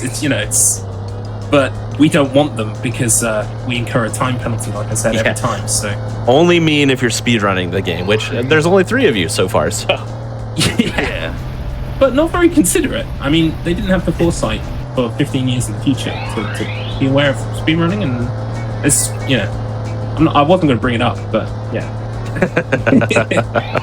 Incidentally, that's a good jumping off point. If you or anyone you know worked for Blast Publishing or worked for the Coyote Entertainment, who developed this game, or Thunderbirds, I would love to talk to you because I'd love to do a YouTube video about Blast games someday. And I just want to know what the process was. These games are like bad, but in a kind of, like I said, a very kind of 4 out of 10 way that makes them unique and very fascinating. So, and there are a lot of them. There are a lot. Yeah, it's definitely interesting because, like, on the flip side, I think the M&M's kart racer game we had at the front clearly showed like there was a lack of testing there because like you could just break that game wide open, kind of. But this one, despite it being not great per se, it seems solidly coded because you can't like break through walls or like that. So there was effort. The word that I keep coming back to is robust. It's like it's not a objectively good game, but it works and it's hard to break. And they're all like that, actually. We members of my stream team, Schmumbler and Painted Tali, we run a game called Casper Scare School. Incidentally, you should play Casper Scare School, everybody. We have had Casper Scare School on the show before. There you go. It was excellent. It is fantastic, but that is a game that it's kind of hard to break, honestly. I've tried. I spent many hours in the lab jumping up against walls trying to break through stuff. It's not happening. I found one instance where I could go outside of the level geometry and it didn't help at all because you couldn't get back in. So yeah, which is funny because if there's one game that you should go through walls, it's probably Casper. But exactly. He's a ghost. It's and this is the same. There are hills all around us. You think maybe we could just kind of like get over one hill and clip into the next bit of the track. It's just no. It's just whoa. Hello. Oh, okay. Thanks for the Penelope coin. Pit Stop. She's my nemesis. It's always her. It's army surplus for me, man. Every single time. Is it? Yeah. Oh no, Penelope is my nemesis. Excuse me. Well, Okay. She heard you. She heard you say that. Yeah, I'm in front of all these people. I'm sorry, Penelope. Penelope is a big, awfully silly fan. Didn't you know that? She's got a little screen on her in her car right there. She does. Right, we're gonna go under the bridge this time. Yep. Should be the last coin to get. Is it? Oh, excellent. Yeah, see, I'm not even looking at the coin count. I'm just going for the coins when I see them. We're missing you're good to go. But purple ones at this really point, need them. yeah, they're not necessary. They're nice to have, but you don't need them. If it's out of your way, don't worry with it. Just go. Yeah, I think I remember where it is. It might be on this little hill up here or something. No, it's a blue one.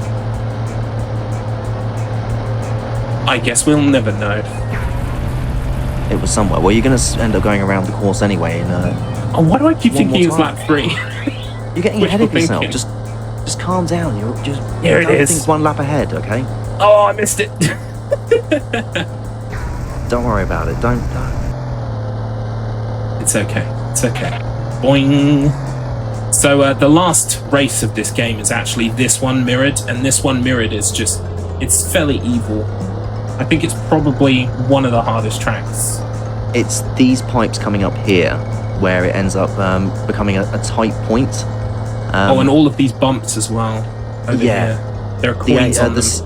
The CPU can get stuck here, and they will actually end up becoming a massive roadblock, and that can just eat time completely. You can be on a fantastic run, and the final race of this will just eat up a load of it because racers get stuck in the pipes. Yep. It's happened. Oh, awesome speedrunner Juho in the chat asking when we're getting 100%. 100% is a category we're working on. I would love to have 100% up on the board. We've worked out you don't have to unlock all the races. You just have to collect all of the blue coins, all of the pink coins, and complete all the races in first place. That's the other kind of criteria. Just get very, very good at menuing. Yeah, insanely good. Right, okay, we're gonna grab these over here. I've missed some coins already, but don't worry. Some of those ones at the start, it's kind of better to avoid them if the CPU is gonna push you around. Grab them on lap 2 when you're already in first place. Whoosh. It is fantastic how, even for a PS2 game, the actual draw distance for the pickups is actually rather generous. So it's you not are bad, able to see things. Yeah, it's the races behind me. Like when I use the reverse, I keep forgetting. I keep forgetting I have a reverse cam. But yeah, they disappear when you use the reverse cam. As you've noticed, like the other racers just keep consistently kind of bumping you and nudging you around, and quite often when you're lining up to get a coin, that's when they do it. So sometimes I even ease off the accelerator and just let them go past, because you know it's not worth getting turned around or bumped or knocked when I can just kind of like right, I'm gonna try for a gap here. Here we go. Oof, Oh, that's nice. beautiful jump. You know, in the Tony Hawk's games, when you do a gap and it does that noise, that duh, I always want that to play when I do that one. That's a Someone gap. edit that in, please. Edit it in. Please. Yeah, absolutely. Zoom. Right. Oh, we're still missing a white coin. Where is it? Oh, there it is. Fantastic. Perfect stuff. Right, we can Now you're cut gonna this start the corner off debate again, completely, aren't by you? the way. You're going to start the debate between whether or not they're white or gold again. Yeah, see, that's the thing. The icon is very gold, but as we've previously discussed, the coins actually on the track look more white than gold. So I don't know. Maybe it's white gold. That's Maybe. a thing. Yeah, totally. But that's 2 words, and we don't want to. Whoa. Okay, yeah. span around. That's the wacky physics there. Playing with fire. I tried the gap a second time, and it just wasn't as good. You got too comfortable. You ended up letting the wackiness, you know, sneak up and get you. Yeah.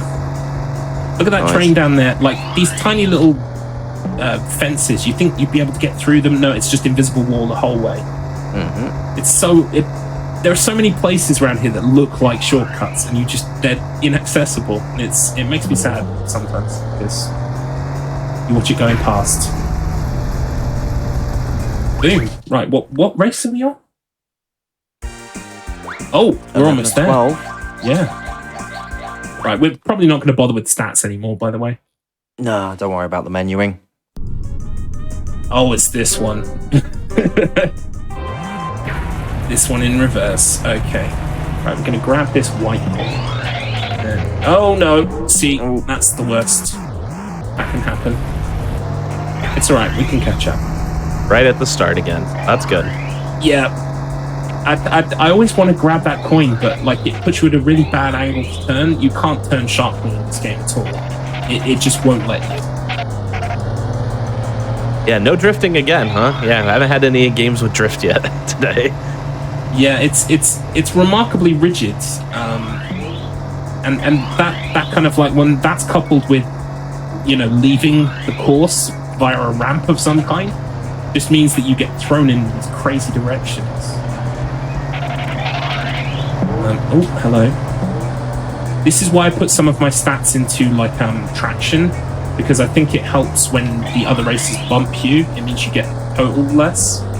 But again, I've not done the science on that, so it's more just a kind of a feel thing than a proven tactic. But I feel like it helps.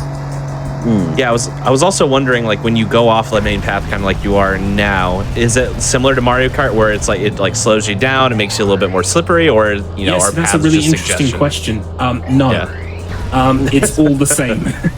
If there is any drop, it's negligible, isn't it? It's really not felt. Yeah, you don't feel any drag at all. The worst part is that there is no drag, so you could usually use drag to kind of like fix yourself, you know, return to the track.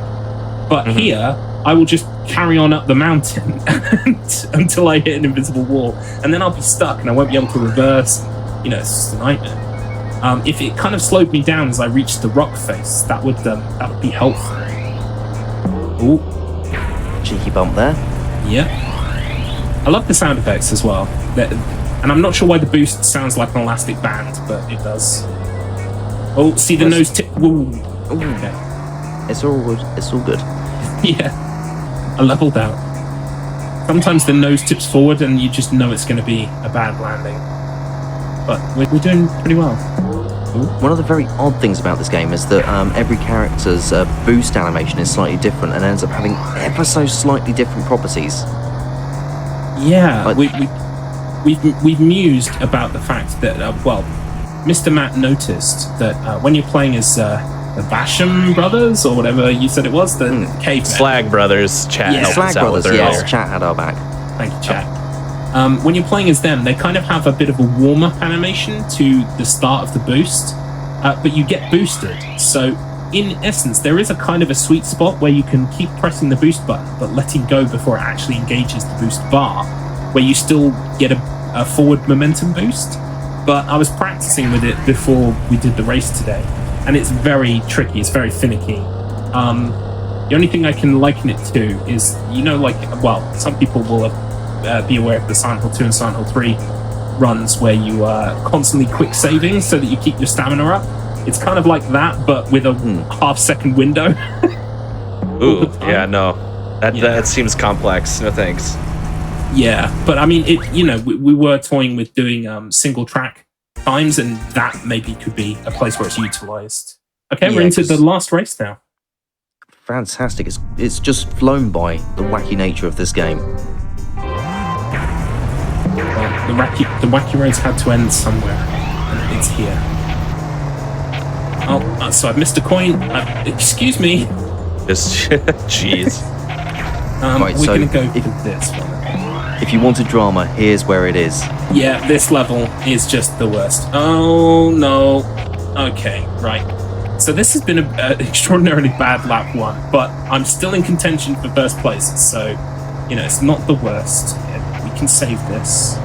Also, this is the one race where you can just pick up the blue coins if you so wish. It's not going to make a... Yeah, because once we complete this race, we get a congratulations screen, and that's time. So I will kind of try to count us in, but basically it's when you see that screen appear. It'll be Dastardly and Muttley, and they'll be kind of... Well, I think they're actually angry because they lost, but everyone else is happy because we won. Begrudgingly congratulating you, yes. Yeah. It's rather complex, the fact that the biggest rivals in Wacky Races are congratulating you. It's, you would have thought it would be Penelope Pitstop, going, well done. Well, okay. Or the whole cast. Like, sometimes we turn upside down and the wheels of our cars kiss, It's very interesting. Oh my gosh. It's very sweet, isn't it? Right, so these NPCs are really, really messing you up, huh? Yeah. It sometimes you manage to nudge someone else off their track and you think, yes, score one for the little guy. But like most of the time, you will come off worse if you try to take someone on like that. So it's best just to avoid them. Right, we're still in contention for third place, so which isn't far from first. I've got 2 coins I have to get on this lap. Mm-hmm. It's okay, we're going to do this. Also, you notice when we're touching another car, your boost doesn't actually work. So, and even if you're just like kind of trigger. Yeah, if you're kissing the side of their vehicle, it's just not enough. Oh, hello. Right, we're going this way. We're going to use the wall to bounce us back in, I think. Right, where's the last coin? Is it on a hill or is it in the middle? It's in the middle. Right, okay. Oh, no! Right. This is bad. No. This is bad. This is bad. You've got to flip reverse it now. Yeah, I'm not sure this is salvageable. I might have to restart the race. Yeah, No. I'm going to have to restart the race. Oh. Bummer. That's unfortunate. You really cannot miss a coin because if you do, then you've got to turn around and take it. And by that point, there's no way that you're going to get back into first place. Not on this track. I need to get them all in the first lap, ideally. So that's what I'm going to try and do. I did it bad to show you how it looks when it's bad. Now, I'll do it properly. You see this? This is 4 coins already. Perfect stuff. 5 coins. Yeah. Oh my goodness. Yep. The difference Really is the saw guy isn't here. He was the one who pushed me last time, see. But Penelope's here, so I still need to be careful. Penelope will have her revenge. Don't worry. Yikes. There we go. Okay. 6 right, already. yeah, we're doing good. We're doing good. This is much better. Why didn't I do this last time? Because you wanted to provide excellent drama and entertainment. Yeah, I've To the missed one on Hotfix purpose. Hello. Can't be too perfect. That's boring. So. Yeah. Yeah. It's awfully silly after all. Mm-hmm. Exactly. Right, here we go. Zoom, zoom, zoom. Right, we don't have to worry about any of these hills. We can just ignore those completely. Grab the speed boosts. Power through. The last coin was on the approach to the end, so we're all good. I don't think there's much in it. Like, I've not actually tested to see if, like, the bridge is faster than going under the bridge. I think going under must be faster. You're not having to adjust as much, are you? Yeah, although there is that dip in the middle that just, you know, you just got to kind of hope for the best every time you hit it. Well, we've had plenty of runs where you end up bouncing in that and it will just bounce you and flip you to the side. Yes. But thankfully, I mean, this is one of the few races where there are lots of other races and they're not far behind you at all, even if you're doing well. So they can sometimes push you back on track quite often on this race. Well, you say that, but you are actually getting a very impressive lead. This is a very good time so far for this race. Yeah, it's such a shame I did it bad first time. Yes, that is the downside there. Oh well, it's all good. It's all good. Incidentally, if you want to play this game, please reach out to me or Mr. Matt. We're very, very findable. You just write Garlips into the internet and it'll spit me back out. And don't be afraid to reach out and say hi. This game is, well, you know, I will enjoy watching you play it. You have a few fans by default, so that's good. Yeah. Excellent. This is definitely an experience, I will definitely say. Okay, And, so time is coming up. And time. There it is. GG's. Well done. Wow, that was incredible. You weren't on pace for PB or anything by the end, were you? Because that would be really heartbreaking. I wasn't actually. I've not been splitting it myself. But what's our final time? Final time is 42:02.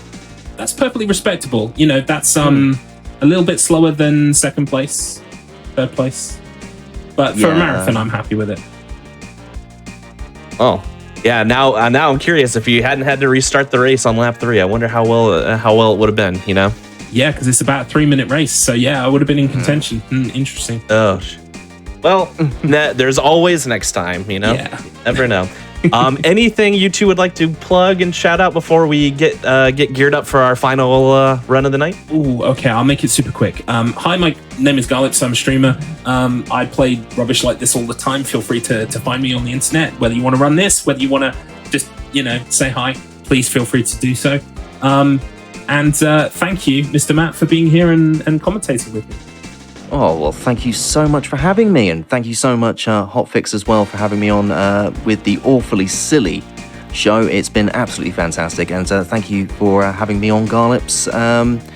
Just feel free to hunt me down. I'm on the Instagrams, I'm on the Twitches, I'm on the random Twitters, and all that stuff. So, do hunt us both down, and we'll be happy to end up chatting and doing weird stuff for you, for your entertainment. Good luck to everyone tomorrow with the submission schedule coming out. Oh, yes. Yes, yeah, a lot of people will be keeping their eyes out, I'm sure. Well, thank you both to Garlips and Mr. Matt Internet for an incredible showcase of an at least okay game. I'll say it. It's an at least okay game. But we do have one more run left for you in the vehicular episode of Awfully Silly. But before we get to it, time to take one last little stretch break. So feel free to walk around, get a snack, collect all of your gold/white coins, and we'll see you here in a few moments.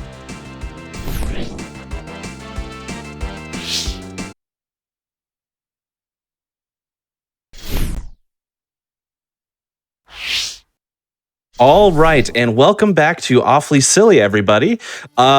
We are gearing up for our last run. Unfortunately, we are having some tech/internet issues with our last runner.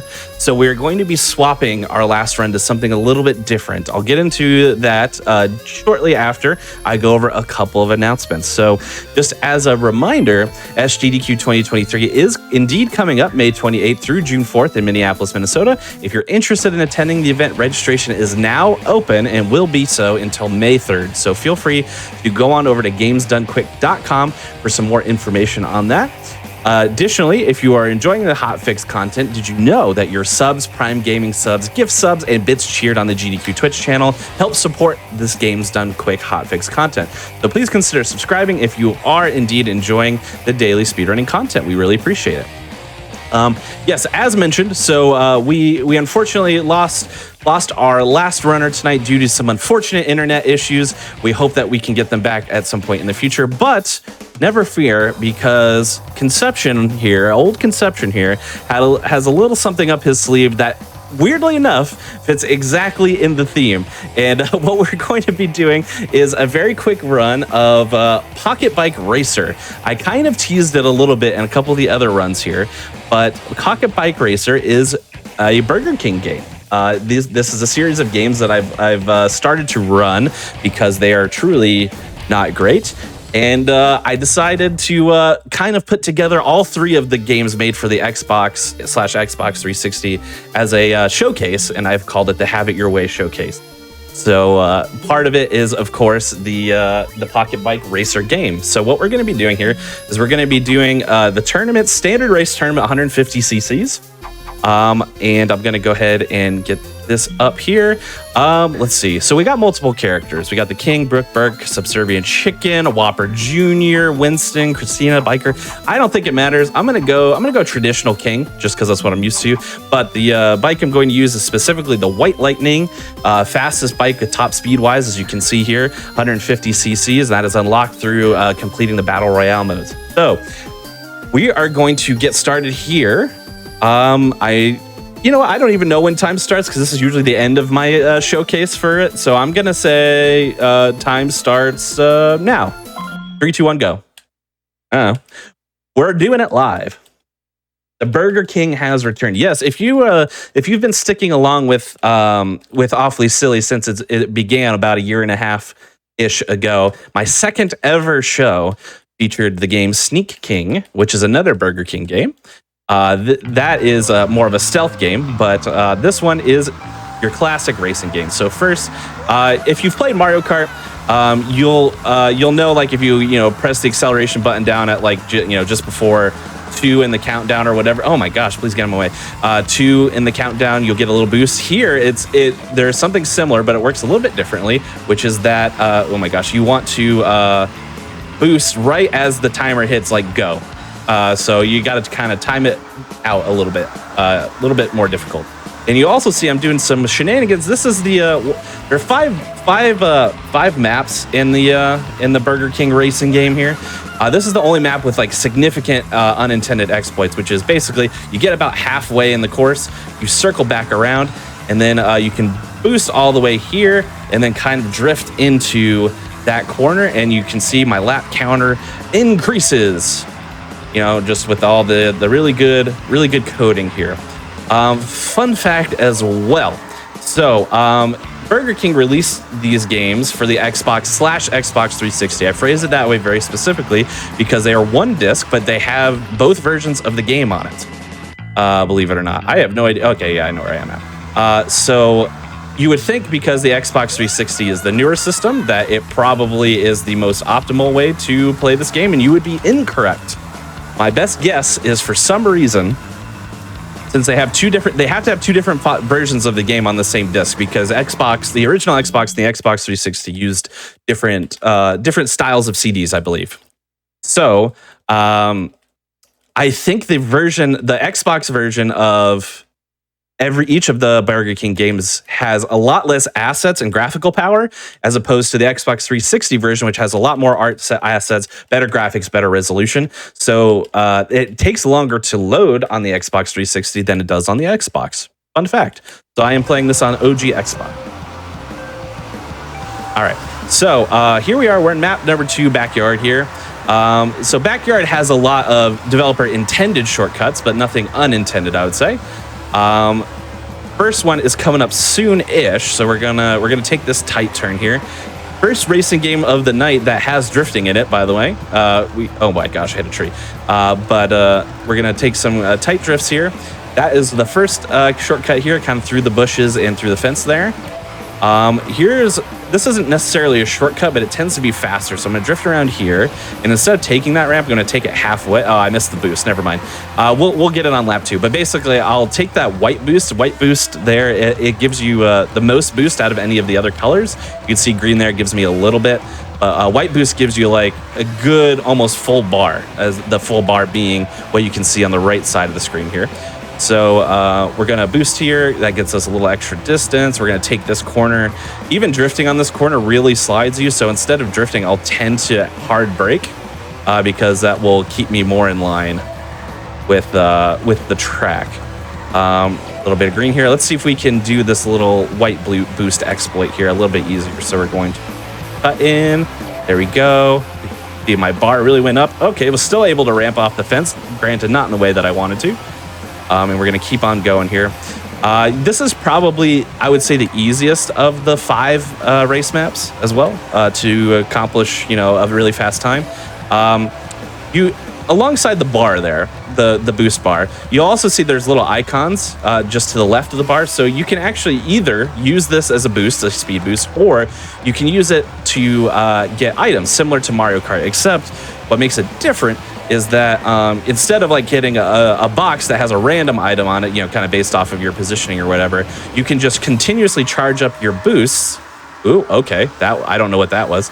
You can continuously charge up your boost, and instead of getting like a rinky-dink item, you can charge it all the way to the top and get the best item. That being said, we're not going to be doing any of that because we're going to be racing and using the boosts instead. But that is number 2 down. And we're going to be going on to the next number 3 map, which is called, I believe, King's Garden, actually. King's Garden is probably my least favorite of the 5 maps. It has the most like hard turns and most ability for things to go really awry in terms of trying to take shortcuts and trying to take tight turns. And because everything is so tight knit as well, the other players are constantly next to you and thus can really mess with your trajectory by using items and stuff like that. There's an especially devastating item that will actually just straight up turn your controls backwards. So left is right, right is left, up is down, down is up, yada, yada, yada. All right, we're going to attempt. Yeah, perfect. We want to drift there, but we don't want to hop right over the trick. But also, if you don't, hop over the boost rather. But also, if you don't go fast enough, then you won't get the boost at all. So we're gonna do this little shortcut. No, not a shortcut. That's fine. We'll get it next time. I went into that turn really, really rough, but that's okay. We're gonna get it on the next lap. Also, as you can see, the boosts are also surrounded by cones, and these cones are absolutely devastating. If you hit a cone just right, you will just get massively stuck on one. Oh, I got hit with the backwards direction.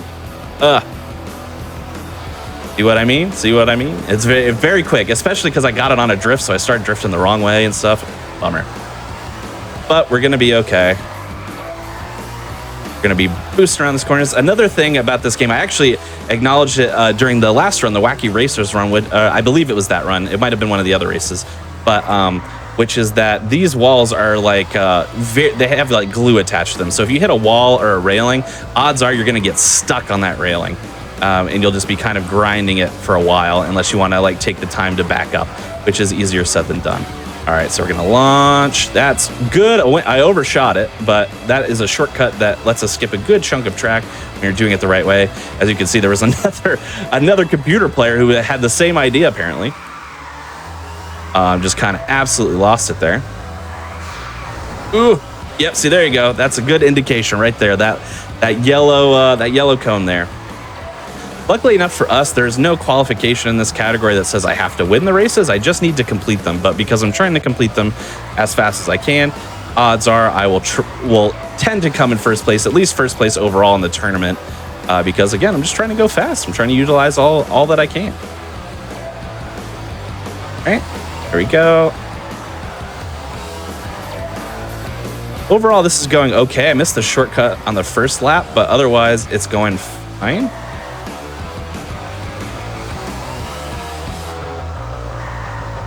Okay, back it up, King.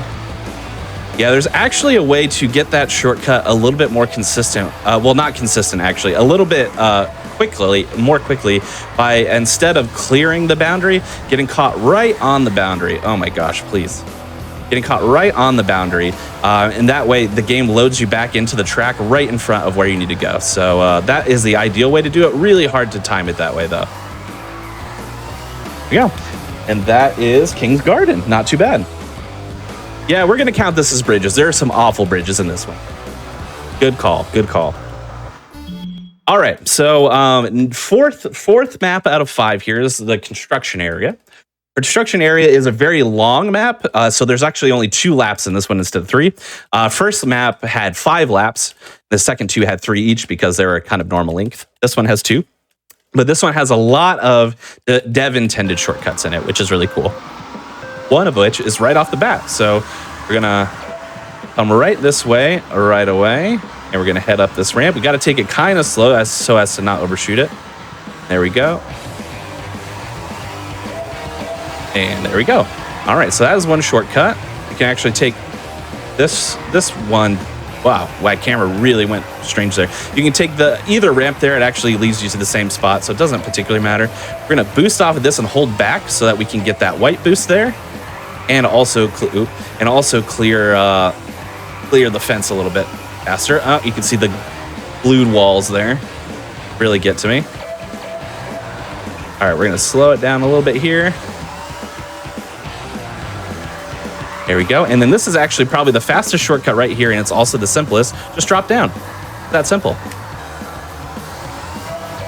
All right. And then this last section, oops, my drift didn't work there. This last section is the most complex because it has the most tight turns, but it's not like complex in terms of like, I have the, like a Rainbow Road, I have the scariness of potentially falling off. Nothing like that, luckily. All right. Okay, construction vehicle.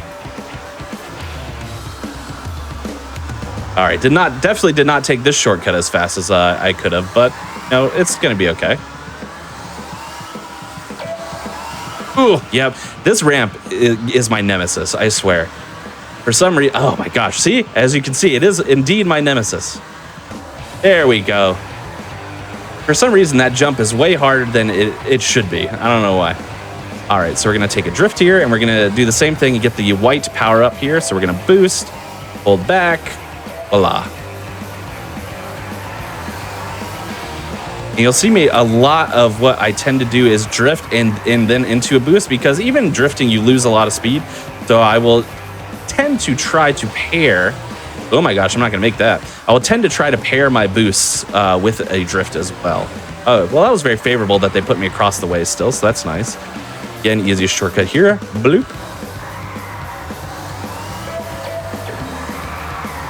All right, there we go. And whenever I have air like this and I don't want to get a distance, you definitely want to hold forward so you can get nose down on the little pocket bike. Good drifts there, actually. Pretty solid. Not a bad time. Not a bad time for that, despite having a few issues here. And then last but not least, we have one last map, which is called, I believe it's called Fantasy Ranch, if I remember correctly. And Fantasy Ranch is another really annoying and tight-knit map. And it has one key shortcut, but it doesn't have a ton. And it also has a lot of like full turns. So this tends to be the map that I end up losing, quote unquote, the most, as in not getting first place, but we'll see how it goes. All right, so off to a good start here. If you can get around the chicken, but especially this part here, it's so easy to go out of bounds. And then recovering takes a really long time if the game is unsure as to whether or not you've actually fallen off. Like that one was kind of nebulous because I was like hanging on the fence. So the game was like, are you stuck? Are you not stuck? Okay, you're stuck. We'll get you out of here. This is the dev intended shortcut here. And then it gets into Turn City, like this. Ugh. Oh boy, that was a bad boost, and you can see there I just got straight up glued to the wall. I don't feel as though it was intended to like add a challenge to the game in that regard. I think it was just kind of bad coding, but it is there. All right, easy. Ugh. I hate that. This is honestly, this is the worst bridge. We were talking about bridges before. This in Pocket Bike Racer, this is by far the worst bridge. This bridge is awful. All right, I'm not gonna boost in here. I have tons of boosts, but I'm not gonna boost in here because it's very easy to fall off. Because not only are there thin bridges, another bridge issue there, but there's oh my gosh, there's also a lot of places you could just fall off the edge. Oh, what? Are you serious? Absolutely cruel. Don't you know I am on the Games Done Quick channel and I didn't plan to be, so you know I'm just trying to do my best out here and y'all are embarrassing me? Come on now. Come on, that character is literally just called Biker. Come on, Biker. Oh, and I hit a mine. Bummer, getting absolutely throttled. But let's see if we can do a little catch up. See, that's a burger pun for you. Catch up. Yeah, that's what I did there. All right, so we're going to Biker, please. I'm not going to fall off this bridge a third time. I just won't. I'll fall off another bridge, but not this one. All right. You're here, and then, I don't know what that was. Okay. We're adapting. We're adjusting on the fly. That's all we're doing. Biker just stunted on me and leaped over my head. Appreciate that. What is this, the third time I've got my control switched on me? Come on. All right. One last part of the map here. Let's see if I can dodge any mine. Oh, okay. Someone else hit that mine, so that's good. All right. Was able to secure second at least. I'll take it. Like I said, this is the map I end up losing. That is time, by the way. I forgot to say it. That is time on this particular run. So yeah, that is Pocket Bike Racer. But because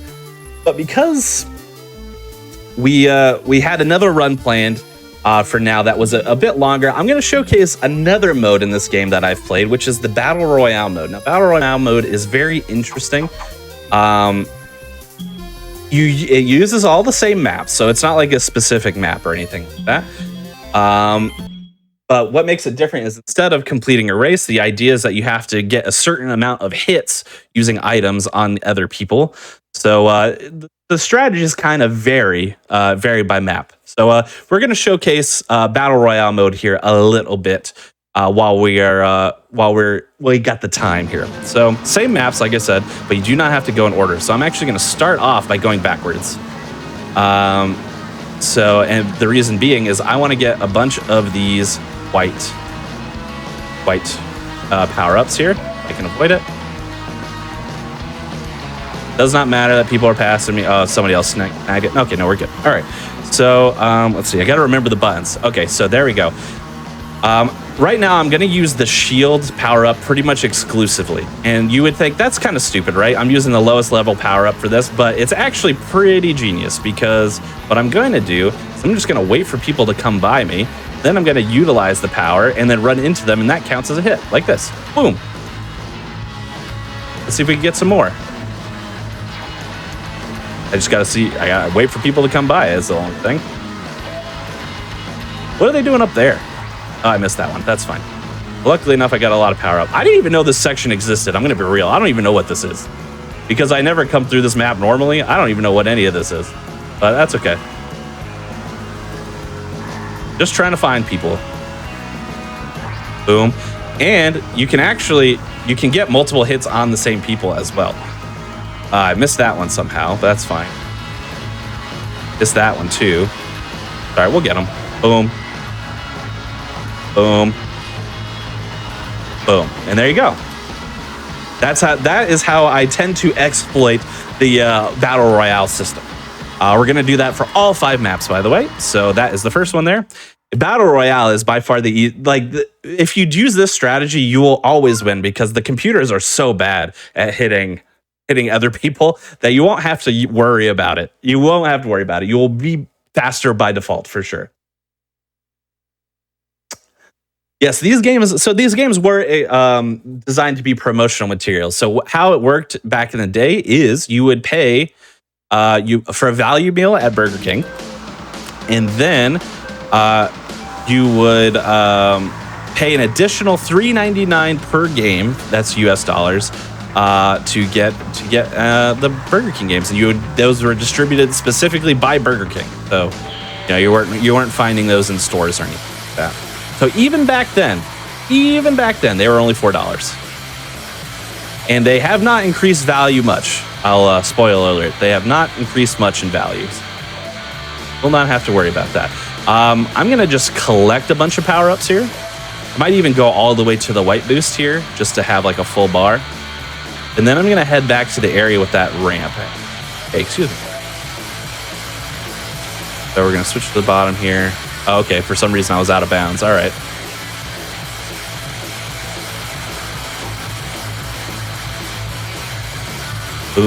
Nope. Oh, yeah, that did count. Nice. Don't usually go around this way, but I'm trying to get this biker guy. So let's see. Oh, yeah, I got him. I was going to try. All right, I got one more. I'm going to hang here in this area here and kind of... Bonk. There you go. You can get them online. Funny fact is I own all three on Xbox, and I actually got all three of them at a local game shop that sold retro games.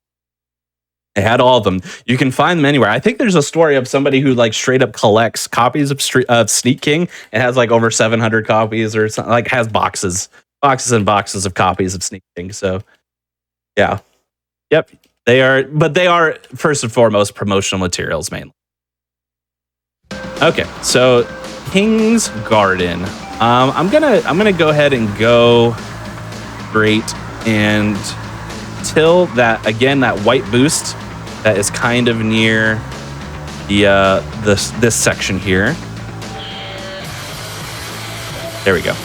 That gives you a lot of bar.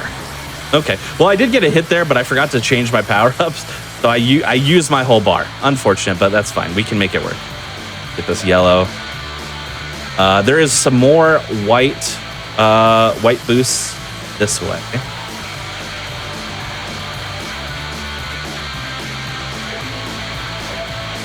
I'm gonna see if I can get both. There we go. I'm gonna go to the bottom here. Then now it's open season. It's open season. Gotta find some people.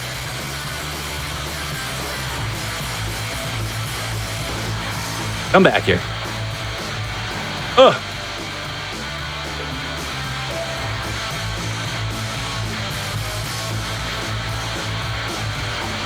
Okay, you want to run away? That's fine. We'll get you. We're gonna get you.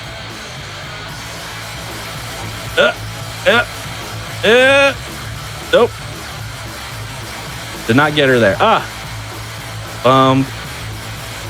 Bump. There we go. Boom, boom, boom. I even got 7 hits there. I went a little extra.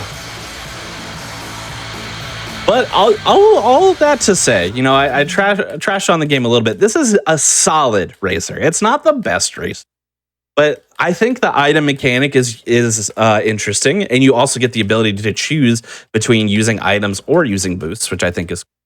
It needs more maps. I will say that the characters are interesting enough. Obviously, I'm playing as the King, but you can play as like Whopper Jr. and the Chicken Fries Chicken and stuff like that. So it's definitely got some appeal. All right, so this one, there's not a great strategy I have found out. I'm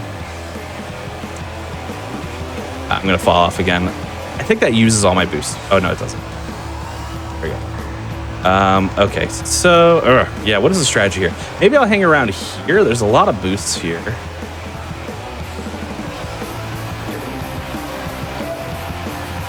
And up here.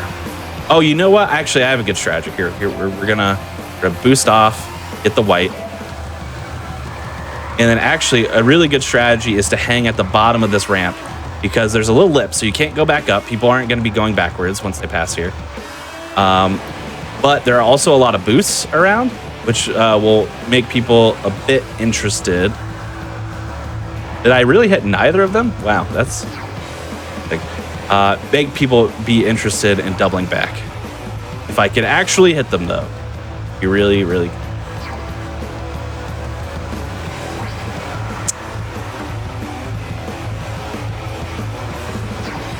Where did they go? Did they just disappear? Boom. Yeah, you can't go. You can't go back. You can't go back.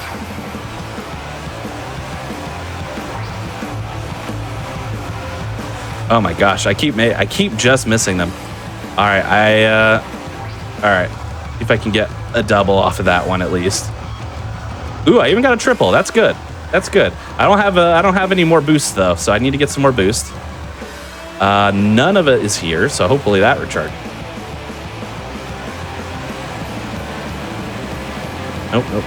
Nope. Wow, they are all gone at the moment. Let's get a little bit more forward and see if we can get some more boost that way.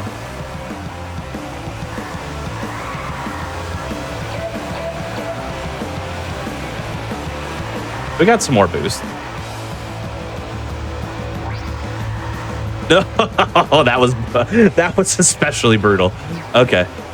All right. So let's see. Can we get it back here? Okay, I did not fall off the edge. But where is it gonna be? Where is the highlight? Looking for people. Here's somebody coming. They ran away from me because they know what's good for them. I'm gonna head back up. Ah! Get some more boost then. If I can't hit people, I'm gonna get some more boost. All right, let's see. Back up. Boom. There we go. That one was a little brutal. All right, one last map to rule them all for Battle Royale mode.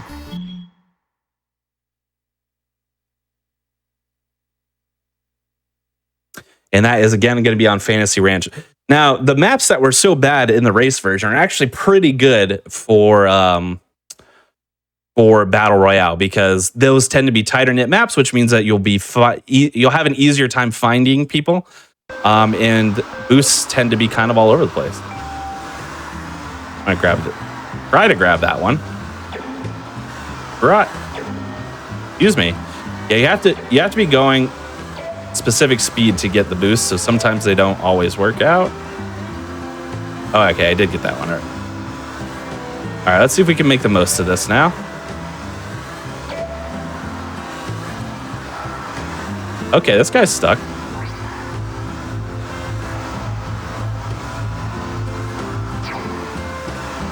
Okay, come here.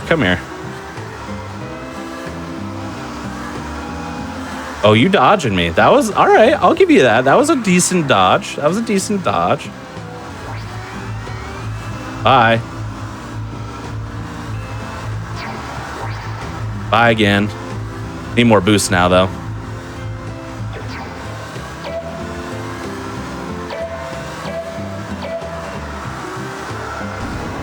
Okay, well, I used all my boost, but I did get another hit. So, better than nothing. Oh, there we go. All right, so we already got 4, though. That's pretty good. Okay, so we're going to get some more boost. All right, well, I got hit, but at least I got a lot of boost on me. There we go. I was able to get both hits down and above. So there you go. So that is Battle Royale mode. I was able to skate through those a little bit faster than I intended to, but we were able to get it done. There are actually, fun fact, there are 2 more modes here. I have not played either. There's Ultimate Cone Trial and Hardcore Racing. I don't even know what's involved in those, but they are there for you. But if you're somebody who's interested in these Burger King games, like somebody pointed out in the chat, they're regularly available online, and they're very cheap. Even if you buy them on eBay, they're probably like $5 a piece. Like they made a ton of them, and they were never expensive to begin with. So it's not like anyone could justify paying hundreds of dollars for them or anything like that. But they are there. Or check your local game shops. I always suggest checking your local shops as well. They're there. I cannot say that there's a Burger King speedrunning Discord. The speedrun community is not very large with the Burger King games, but if you're somebody who's interested in running this game or even Sneak King or Big Bumpin' as well, feel free to hit me up. I'll give you any resources that I have or tips or tricks that I've learned along the way. I'm relatively new-ish to it myself, but it is there. And if you're interested in both awful and silly games, as well as some like actual good games as well, twitch.tv/conception is where you can find me. You might have seen me last weekend. Actually, last episode, I had an episode of Awfully Silly, and then there was an episode of Out of Bounds right after that I got to be a part of, where I did a lot of tricks and glitches and skips and bug snacks, which is probably my main game at this point. Yeah, I highly suggest checking out speedruns of all these Burger King games, as well as buy them and play them yourself. They're at least okay, I guess. Big Bumpin' is kind of bad. I think Big Bumpin' is just kind of straight up bad, but Sneak King has a novelty to it, and this is actually like a solid racer. It's okay. So, but other than that, I think that's gonna be it for Awfully Silly tonight. Like I said, I apologize. We did not have our last run there due to some internet issues, but it was outside of their control. So hopefully we can have them on again at some other time.